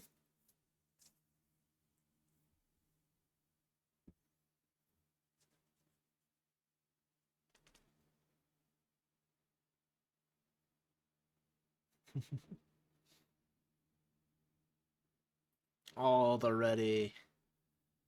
All right. One more. Chapter 19. Role Models. Moira's days blurred together after that. Each morning, Naira gave her a new ingredient to find and procure. Then she would instruct her how to prep it by reading ratios from her alchemy table and walking her through the required math. It was like cooking, but worse, because once you prepped a crystal, you had to let it set for anywhere from 10 to 20 hours, depending on the crystal type. You could reduce that time. You could reduce that time by sticking the crystal mold in the freezer, but that only saved a couple of hours. The early ones in the week weren't bad. Garden soil for making tarum crystals, cleaning alcohol for making curum crystals, water collected on a storm day for making aquam crystals. Moira hadn't realized that the bulb pulled from an outside water source for storm days, but it explained why the bulb's water supply never ran out. But today's ingredient for Aurum was gross. What sicko had been the first person to see something's intestines and think, "Ah, yes, I bet that blowing air into this and filling it up like some psychopath's balloon will do something cool." The Dullahan's cook on staff had helped her thoroughly clean the entrails, but nothing had prepared her for putting it to her lips. She shuddered again, remembering the scent, the texture, the taste. Ugh. Every evening, Moira snuck down to visit Naira, bringing with her more crystals and prism. And slowly, Naira began teaching her how to reach out to the reactions and connect with them. The problem was that over the course of a week, Moira had used up most of Naira's supply. The only crystals she was currently being taught to make were tarum, curum, aquam, and aurum. They were less potent reactions, especially at the ratios Naira was giving her, so they were safer for practice. But just as Moira was starting to get a feel for actually connecting with the magic of these reactions, they'd run out of prism. So she hadn't been able to practice any of the fun part of alchemy last night, or the night before. Worse, getting Naira to admit where she got prism from was an experience worse than trimming a kit's claws. Her vendor actually lived outside the bulb on the outskirts of Cyphus. Apparently, Naira knew a way to sneak out with the day laborers, but a short, sneppered girl would stand out among that many nulfs. Moira couldn't exactly ask her mother for a permit to go outside the bulb either. If she didn't forbid it outright, her mom would want to know why her daughter wanted to go out into the toxic jungle wasteland outside the bulb. She could remember her mother saying, "We send nulfs out there to gather for ciphers so that sneppards don't have to. Besides, many of them like it out there, and it would be wrong to rob them of the opportunity to stretch their legs a bit." So, yeah, that probably wasn't going to fly. But Moira needed to hear those wonderful songs again. Sure, making crystals was important to learn, and you could still break them to release energy, but it wasn't the same as connecting with that energy. To actually listen to it and get swept away by each new note, and then contribute to the energetic choir and build upon their song. She missed experiencing the magic. So, if her mother's resources couldn't get her prism, she would have to improvise. That had been the thought process that led her back to this particular alley in District 5. Slowing her momentum, she hopped off her Aurum hoverboard and strolled past the large fluorescent green arrow. It was early afternoon, so it wasn't surprising to see no one occupying these back alleys. Hugging her board to her side, she tried the door she'd been through before. It wasn't locked, but it creaked enough to make her flinch. With a sigh, she paused her cassette tape and lowered her headphones. She'd want to be able to hear down here. Seeing all the infrastructure surrounding her as she walked was still disconcerting. Looking down through the gaps in the catwalks felt like it would herald the onset of vertigo. It was eerily quiet down here. Something skittered around far below her, but other than that, she only heard her own footsteps and breathing.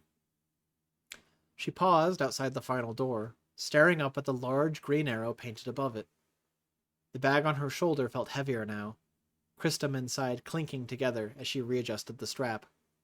She wasn't used to carrying physical currency like this, but she was unconvinced a bunch of Nolfin rebels had any use for a check. Only as her hand rested on the door handle did it sink in.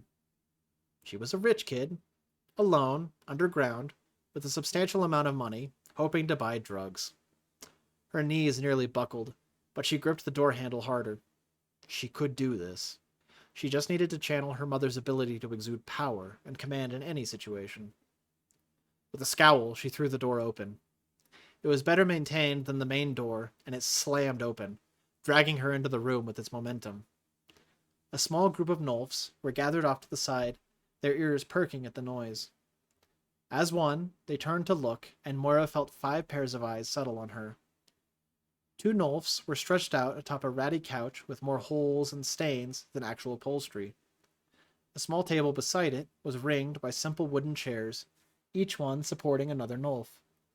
A number of cards and small bits of Christum decorated the top of the table, scattered between open glass bottles of liquid. "Something we can do for you, Kit?" one of the card players asked, his gaze moving from her face to her hoverboard to her suspiciously bulging bag. The couple on the couch settled back into reclined positions, running their fingers through each other's hair and sharing a lit necrol stick. Moira recognized them as the ones who had guarded the door the first time she'd been here. Even laying down, the woman's green-tipped dark mohawk fanned out impressively. Not Moira's personal choice, but she had to admit, it looked good on this Nolf. Another one of the card players rubbed at his eyes, then actually stood up. "Oh, hey! Welcome back!" The first one who had spoken shot this one a look, asking with a snort, "You know this kid, Siev?" Siev gave a short nod. Oh. Siev gave a quick nod, though Moira was acutely aware that his eyes wouldn't leave her face. "Yeah, she came to the last recruitment night." The guy on the couch chimed in. "I remember her. She's got the sick hoverboard. Welcome back, short stuff." He said the last part with a wave and a chuckle, and the woman who curled into him reached up to flick his nose. Moira returned the wave awkwardly. She still didn't feel comfortable being in a room with people that dwarfed her, but every one of them had that "don't mess with me or I'll mess you up" look that she envied. Her school didn't have cool kits like these, though most everyone here was probably at least several years older than her. Siev beckoned with a hand. "Come on in, we don't bite." "Unless someone deserves it," the third card player chimed in. "True," Siev admitted. Gathering his cards into one hand, he tapped them against his leg. He still hadn't removed his eyes from her face, but she recognized him now. He'd been the one she had talked to just before passing out. Yeah, she had a few questions for him while she was here. But she needed to be confident. Her posture felt upright, though it was easy to second guess with so many people watching her. Adjusting her bag on her shoulder only served to remind her of just how much money she was carrying. How had she thought this was a good idea? "Can I get you something?" Siev asked. The 2 card players on either side of him shared a look, mouthing something to each other before breaking into grins. It took every ounce of self-control Moira had not to just blurt out fractal. She had to remind herself that doing drugs was only cool until you blabbed about them or showed weakness by demonstrating a need for them. If she just told these people what she wanted, they'd probably kick her back out the door for not being cool. Or they'd rob her, then kick her out. So she gave a curt nod. She needed to play the long game. "Yeah, what do you have?" Siev smiled, setting his cards face down on the table. "Do this hand without me." From the look of things, they already were. He gestured with his head towards a nearby door that had been shut during the big meetup. "Drinks are back here." Moira followed him back to a small kitchen that only barely qualified as such. The sink in here looked industrial, the oven door was rusting, and an untreated table was the only counter space in the room. Siev walked up to a refrigerator that had peeling green paint, and when he opened it, the scent that hit Moira's nose was like sour milk. Excuse me. Crouching beside it, he glanced at the surplus of individual bottles inside. What kind of flavors do you like? Want something fruity? Something with kick? Something plain? Kick, Moira said without hesitation.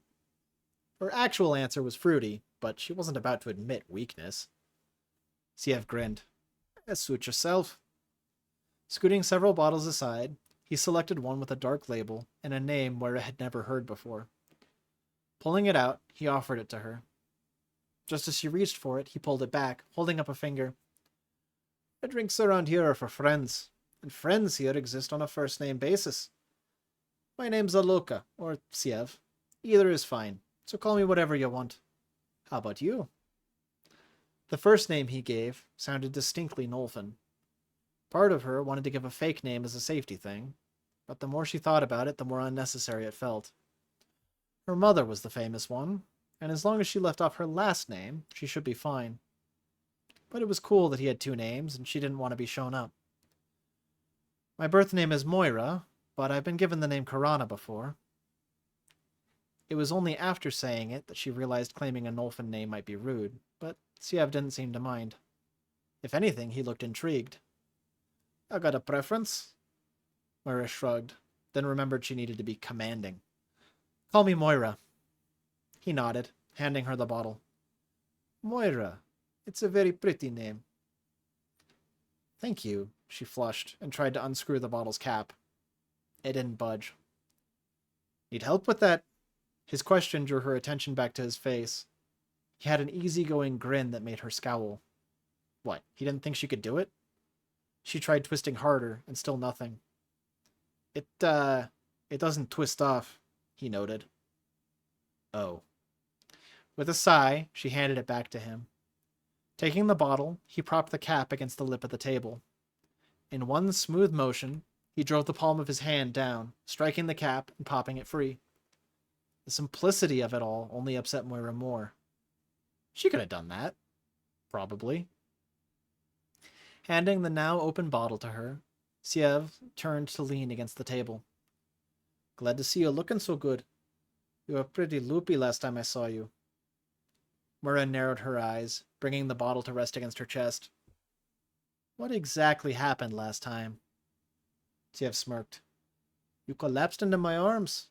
So I did the heroic thing and carried you outside. Then a scary dude in a suit came up and demanded I hand you over. I was going to fight for your honor until he said that he was your driver and had photo evidence of the two of you. So I left you with him. Well, he kind of just took you from me. But if it had been some creepazoid or whatever, I would have beaten him up in a heartbeat. This guy was tall, but not Sergei levels of tall. Considering that Sergei was easily 2 to 3 times his mass, it was hard to picture a fight going any way other than Sergei's favor, but it would probably bruise this guy's ego to point that out. So instead, she brought her free hand down to rest on her hip and continued. That's all that happened? Siev's grin remained plastered to his face, and he lifted 2 fingers in pledge. I mean, I did almost trip up the stairs because I was admiring your eyeshadow, but yeah, that's pretty much it. Moira blinked. You like it? Yeah, purple's a good color for you. Goes well with your natural whites and grays. Nobody at school ever complimented her appearance. Nobody at home ever did anything but scoff at Moira's attempt to dive into modern experimental fashion. Except Sergei, but he was basically paid to look after her 27, so he probably saw complimenting her as part of his job. You gonna try your drink or just hold it? His question pulled Moira out of her distracted thoughts, and she glanced down at the open bottle in her hands. Then she frowned. Of course. Without even bothering to sniff the contents, she brought it to her mouth and took a gulp. To her great disappointment, she discovered that what he had given her was not actually alcohol. It was just soda, with a bitter aftertaste that almost had a burning sensation. She scowled at the bottle. When you offered something with kick, I thought it'd be like a beer or something. The table squeaked as Siev laughed. No, Zalota doesn't let us keep any alcohol around. It's important to keep a clear head at all times around here. That was her opening, though how to word it? None of your eyes are glowing right now. That also to keep a clear head? Siev's grin only widened. Honestly, it's clearer on Fractal, but only once you're used to it. It's potent stuff, especially if you just let it sit in your system without using it. Time to test the waters. That's actually why I'm here. Siev raised an eyebrow.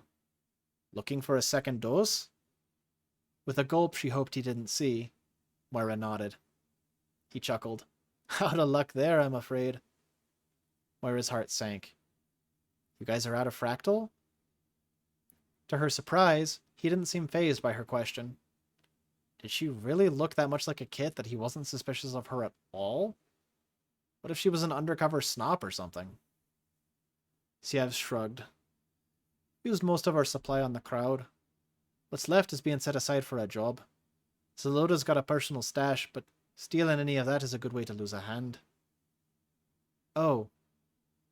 Moira tried to hide her disappointment with another swig of her soda. At that moment, a new figure entered the room. Another Nulf wearing a hooded jacket with a signature green and white they seemed to like in this group. Siev waved at the newcomer. Sup, boss? Ears burning? Moira spotted a distinct notch in the Nulf's ears, which twitched as he gripped the refrigerator handle. His charcoal muzzle was easier to make out in profile, so she wasn't just staring up at his chin. Seriously, how was it fair that everyone anywhere close to her age was so much taller than she was? Zalota gave Siev a flat look. My ears weren't burning. Should they be? Only if you're playing with Fyram again. Zalota rolled his eyes and started rummaging through the fridge. You'll get the mixtures right eventually, Toz, Siev continued. Zalota grunted, but otherwise seemed to ignore the playful jab. His own voice was a gravelly desert where humor must go to die as he asked, Who's the broad?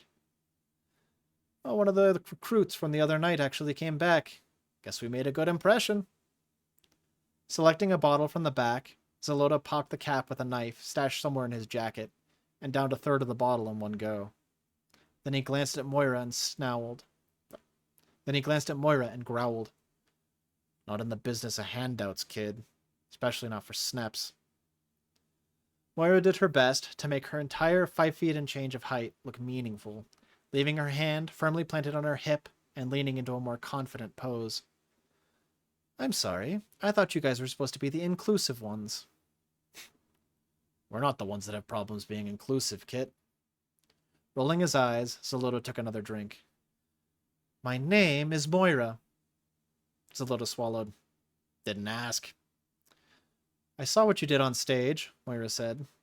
You want people to think you're some great fire wizard and that Fractal gives you superpowers. You want people to think you're a hero that can go make a difference by killing people, as if violence is going to solve Cyphus's problems. The remnants of Zalota's drink sloshed in the bottle as he snorted. If talking gets you killed anyway, then I'd rather get killed by doing something. Don't expect you to understand, girlie. So a handful of Fyram crystals and cheap bravado's gonna make the world a better place? Zalota rolled his eyes again before glancing over at Siev. She's cute, but kick her out when you're done playing around. Well, this wasn't working. If he was going to be an arrogant, self-righteous prick, then maybe she could pull on that. Your speech was moving, Alchemancer. She paused at the word, noting with satisfaction that it won her a smirk of approval. You really opened my eyes.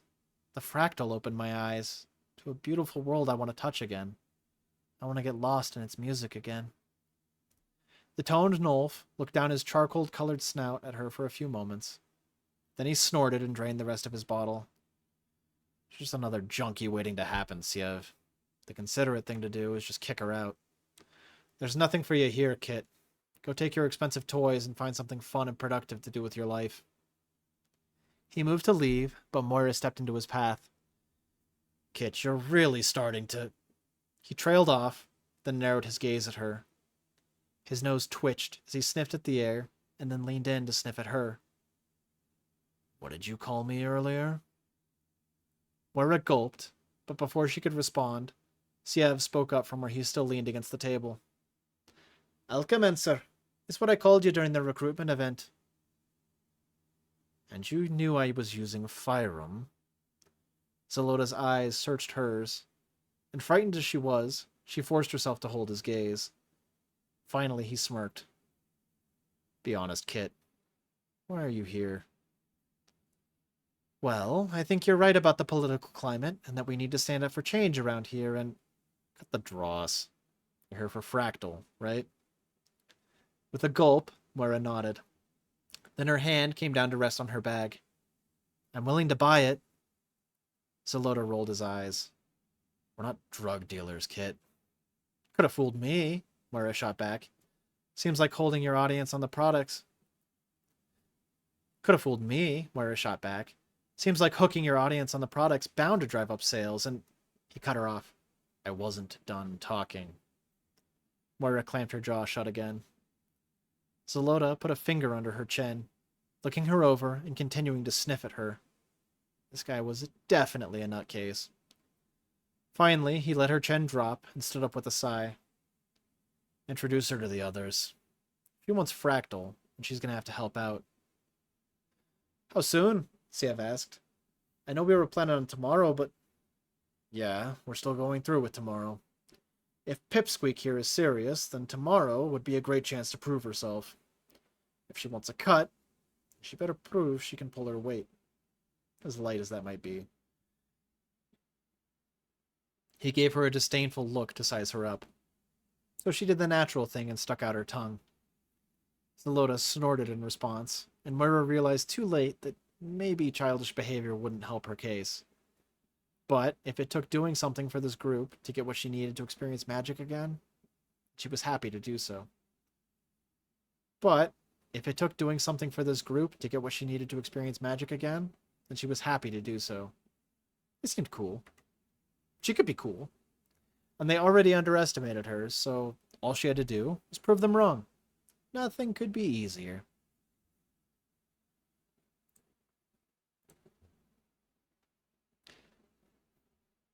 Leo gasped in pain as he pulled on his boot. Tolson had brought him a change of clothes, something he desperately needed today. He wasn't about to visit his mother in a hospital gown. He had enough to worry about. It had been just over a week since Leo had been admitted to the hospital. His neck finally had full range of motion again, and he'd been walking whenever he could find an excuse. He didn't want bed sores, but his body was finicky and prone to complain anyway. If his left foot was fine and happy again, then why was his right foot being dumb? They'd checked it this morning when they redid the bandages on his toes, and it was better, but not quite healed. Moving his toes in his boot, he gasped again. Applying any kind of pressure to his toes was fresh, fiery pain. Still, he needed to keep the bandages hidden. Having already removed the IV from his hand when he put on his shirt, he wasn't inclined to put it back in. He also hadn't told any of the nurses what he was planning to do, so they'd probably be upset later. Leo didn't care. He was checking out today, regardless of the permission of any doctors, nurses, or quote-unquote medical professionals. His foot would heal with time, and while it did, painkillers would be his friend. He had no desire to continue racking up his own bill. Leaving the general ward behind, Leo limped through the hospital until he reached the neurology ward. The woman behind the counter glanced up as he pushed through the double doors. Madeline was working today, so it was already 4th Sunday. Time really did come to die in a hospital. Madeline smiled at him. Thought you might miss this week. You do have a good reason, Leo. Her eyes were looking him over, no doubt for bandages. Biting down his growl was hard, but Leo forced himself anyway. Of the neurology staff, Madeline was one of the few he liked. She did a good job of checking on people frequently and thoroughly. Does she know? He asked. Madeline shrugged. I didn't tell her. She's been having trouble sleeping the past few nights as it is. Nodding, Leo continued limping down the hall. He stopped just outside a room he could draw from memory, taking a moment to compose himself. Then he strode into the room. His toes protested. His toes protested, but he maintained an even gait as he approached the bed. His mother's eyes lit up immediately, and she held out her arms. Leo! Despite her voice being hoarse and scratchy, it still warmed him better than any coffee. Smiling for her sake, he leaned in to hug her. Even wrapped around her frail frame, his hands almost reached back around to his own armpits. Had she been refusing food? Her hands gripped his back, but he barely felt it through his uniform.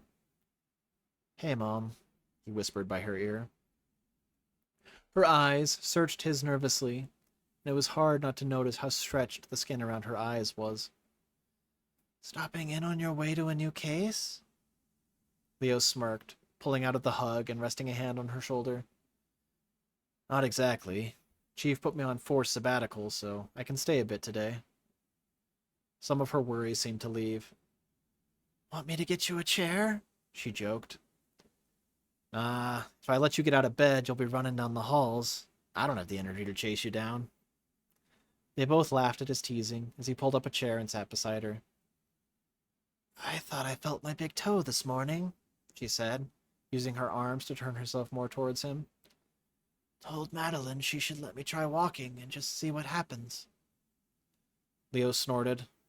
1 toe down, 7 more to go. Yes, well, I figure once the toes are back, it's only a matter of time before everything in between returns. Of course, it was the everything in between that was the problem. There had been no accident, no warning, other than minor numbness and occasional wobbling. 3 years ago, her legs stopped responding. This year, the doctor had insisted she stayed in the hospital. Leo had trouble viewing her room as anything other than an oversized casket. It was only a matter of time before her body attacked something more vital, like the nerves controlling her breathing or her heart. She wouldn't see Leo turn 30. And yet, every visit, she found some new silver lining to share, some little piece of false hope to give her son. No one else visited. Her family hadn't gotten along with his dad while he was alive, so they'd cut ties. Mom didn't want them to know about her condition. She wasn't looking for pity. Even so, she fought to stay strong for his sake, and he had to eat it up, give her a reason to keep fighting. So Leo smiled, as sincerely as he could in a room that reeked of death. Just a bit of physical therapy and you'll be the terror of the ward. His mother smirked, sunken cheeks pulling back to expose more teeth than they should have. I keep asking them to sign me up, but they never do. I think they're just afraid. The desserts in the cafeteria would be safe if I could walk. Every sentence took several breaths to get through. Leo reached out to rest a hand on her wrist. You've been eating, right? You can't tell? I've gained weight. She grinned mischievously, even as her ears drooped at the corners. Reaching across, she laid a hand on his cheek. You're a good boy, Leo. Everyone should know how to compliment a lady. I'm not as good a boy as I should be, he said, thinking of a dozen opportunities in the last week where he hadn't complimented a woman. In fact, his words to some of the nurses had been rather hostile. Lifting his hand up to meet hers, he pressed it against his cheek, flattening the fur in a pleasant way. Mom, you're dodging the question. Have you been eating? Her grin sagged for a moment, and she licked her lips with a dry tongue. I've been trying, she admitted. Not all of it stays down anymore. Seems that my stomach doesn't like many solid foods these days. You still need to eat what you can. His mother raised an eyebrow at him. Now who's mothering who? Then she snorted, and as normal as the gesture sounded, her voice was still stretched as thin as her cheeks. We need to find you a wife for you to mother when I'm gone. Squeezing her hand harder than he meant to, Leo shook his head. That's not what I want. After a moment's pause and a small smile, his mother ran her fingers against his cheek. Life's not about getting what we want. It's about making the most of what we have. I wanted a family, and I had one. I had a great husband. I've got a handsome boy who's gonna make some lovely woman very happy someday and make more beautiful kits of his own. All things she would never get to see. Leo wanted to hit something, to curse Anima for everything that had robbed his mother of her dream. Multiple miscarriages, Leo's father being taken away from them in a construction accident before Leo hit his teens, and now this disease. The Seed Mother wasn't watching over their tiny family, Anima was. And Fanina's dark mistress was overjoyed to drown another victim in misery. She must have read the frustration in his face. Leo, it makes me so happy that you're alive and well. Promise me that you'll keep it that way, no matter what happens. Leo felt his face contort before he could stop it. He couldn't meet his mother's gaze, couldn't let the visual evidence reinforce the words. They were already heavy enough, dragging him down by his ankles into a thick sludge that was starting to suffocate him. There was one answer she needed to hear, one answer that would give her the strength to keep going, even as his own strength rapidly failed him. The lie had to sustain both of them. Yeah, Mom, I'll do my best. It was like running on quicksand. It was trying to pull him under, and running from the truth only delayed the inevitable. But he couldn't face it. Not when they'd gotten the news about his father. Not now. At least his father had been quick and without warning. There had been shock and grief, but no suffering. But this? Watching his mother deteriorate week after week was torture. It was reality that crept over him, even as he tried to pretend that he didn't already know how things would end. What followed was nearly a minute of pained silence. They simply sat in each other's company, her hand cold, but still alive against his cheek. Finally, she spoke again. How's work going? Cyphus's finest detective staying busy? The change in topic caught Leo off guard, but he welcomed it, even if Cyphus's finest detective was a sham. I've got a high-profile case going on right now. Been listening to the news? The native that's been murdering members of the 13? They've got me and Melissa trying to track down the killer. Melissa? His mother's voice cracked, and she had to clear her throat. Yeah, Leo said. Detective McKinley.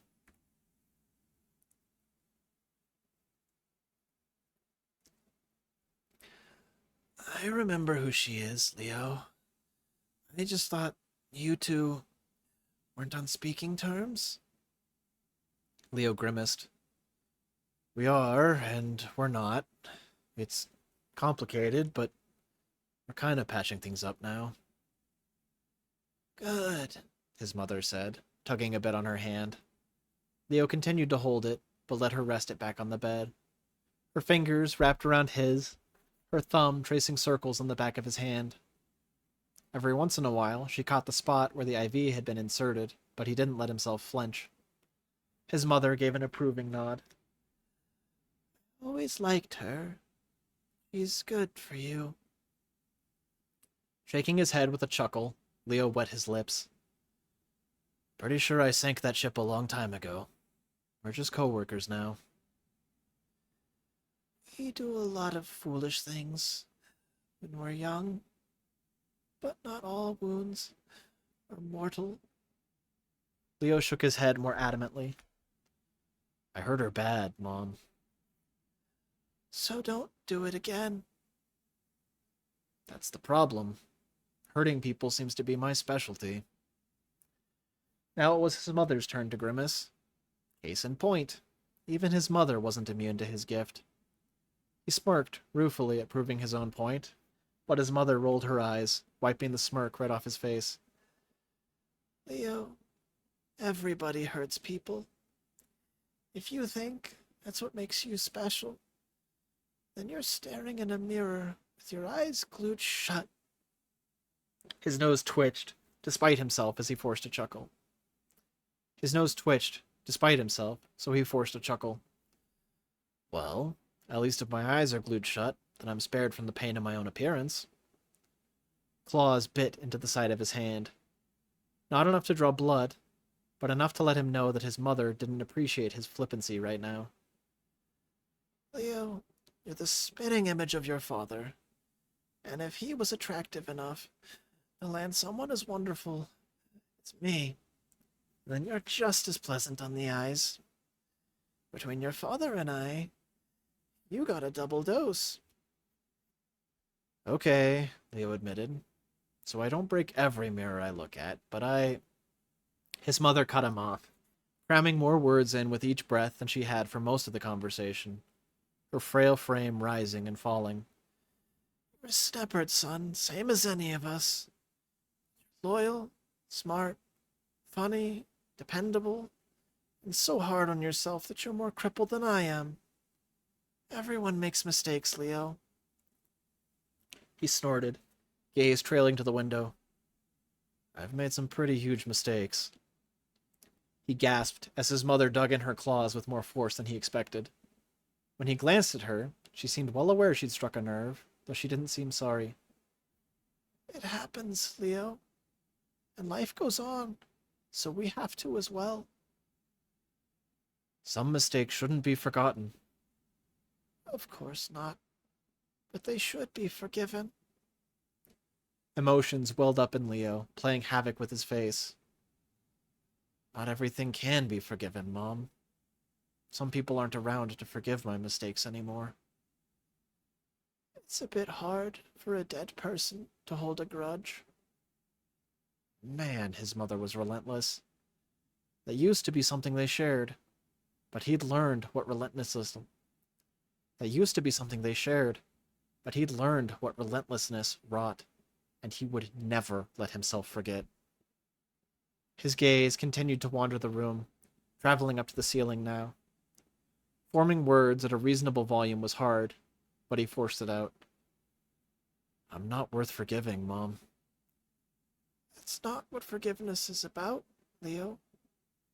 His instinct was to scoff, to offer a flippant reply, but she cut him off by reaching up to grab his chin. Leo, look at me. He couldn't. It was already embarrassing enough letting her see him like this. If he wasn't strong, then how could he expect her to stay strong? This was the most counterproductive use of both their time. She shook his jaw with surprising strength. For a few moments, the weariness in her voice vanished. Leo, look at your mother. He'd cried in front of Melissa. Now he was crying in front of his mother. He cursed Anima again for everything. Then he met his mother's gaze, and his heart broke. He'd braced for judgment. He wanted her to tell him the truth, that he was being a wuss, that he was whining and useless, that he was a disgrace of a son. He'd braced for disappointment. He wanted her to regret what her son had become, to realize that he'd also contributed to her dreams falling apart. But he saw neither judgment nor disappointment in her eyes. Hurt, yes. Pity, yes. No. That was what his mind wanted to see in her eyes. His cynicism couldn't keep its footing in the current of her gaze. It was obvious that she cared about him, that she wanted him to succeed, that she wanted him to be happy. All things that he was good at robbing other people of. Leo, life hurts. And if you don't stop to acknowledge that every once in a while, you're not going to end up in a hospital. You're going to end up in a straitjacket or a body bag. And we can't afford a third burial plot, can we? The words weren't exactly encouraging, but they made him laugh, even through the tears of frustration and self-pity. He shook his head. Not yet. If being police chief comes with a pay raise, then maybe. Her eyes widened. What? Oh yeah, surprise, he said, his voice coming out little better than a monotone. I got an unexpected promotion. Lifting her other hand to her mouth, his mother Lifting her other hand to her mouth, his mother tried to hide her horror. So Chief Bradburn? Retired, Leo assured her, and she looked genuinely relieved. But he had the bright idea to appoint me as his replacement, which is about the dumbest. He was forced to trail off as she struck him across the cheek. How? If my son's not going to protect himself from those who beat him up, then I'm going to take matters into my own hands. No one beats up my son and gets away with it, and that includes you. Put yourself down within my reach one more time, Leo. I'll bring out the claws. He rubbed at his cheek, giving her a look of indignation that she returned. Just when it seemed that this was going to be the new norm between them, his mother's face softened. Despite the sagging eyelids, taut skin, and drooping fur, she still beamed at him. My boy's a police chief now. Why didn't you lead with that? Leo ran his fingers along the fur at his neck, idly scratching the base with a bit of claw. Still kind of processing it, to be honest. Her joy seemed to fill her with a fresh burst of energy. Wasn't much, but it was more than she'd had all year. In fact, now it was her turn to tear up. Squeezing his hand, she leaned into her pillow in a way that made it look like she just released some great burden. The smile she gave him dealt him another gut punch. You've worked hard, Leo. I know it's been a long 8 years for you, but you've earned it. She squeezed his hand again, voice cracking once more. You've earned this, Leo. Through her grip, he could feel her strength fading. The energy never lasted, so he gave her a smile. She wanted him to be happy about this, to feel proud about himself. The man he saw in the mirror was a lazy, oblivious failure. But the man she saw in him, the man she needed him to be, he was still in there somewhere too, packed away with all the parts of himself Leo feared. You're not going to believe me, but there are better people for the job. Drawing in sharply, his mother let out an exasperated breath. Her thumb brushed along the top of his knuckles. Maybe, She admitted. maybe. But there's no one I trust more. To always do the right thing in the position. Even sitting, Leo felt his knees buckle. How could anyone still trust him after the things he had done as a police officer? All he'd ever done had been motivated by trying to do the right thing, and that didn't always have pleasant consequences. The words of the alchemist teacher replayed in his brain. You are a police officer. If we cannot trust you to do the right thing when everyone else is in the wrong, who can we trust? Her words struck him like a bolt of lightning, striking his very core and illuminating all the skulking doubts and fears clawing at him from the shadows of his mind. Can I trust myself to do what's right? He thought. No. But did it matter? The answer was obvious. If you don't do what's right, who will? How was it that mothers always knew exactly what to say? Though the rest of the visit only lasted another 20 minutes. For those next 20 minutes, Leo thought he might finally appreciate the warmth of a long-absent sunrise.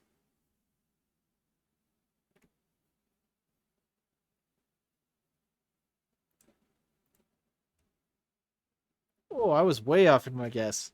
I said 9:15 and it's 9:30. So, sorry we went a little late, but hopefully that was worth it. Ended on a bit of an emotional chapter. Hopefully her voice worked out. I was not sure if the microphone was actually picking it up or not, so hopefully that came through.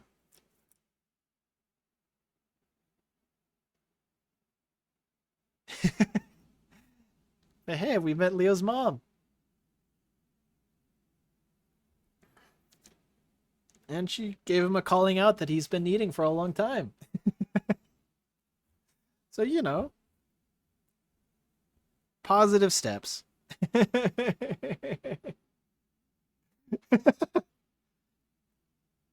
don't know how to tell you this, but she has a nervous disease. um,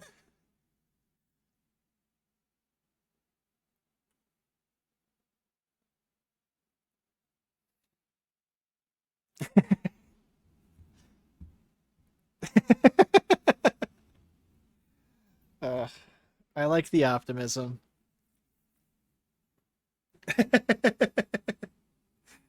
True, true.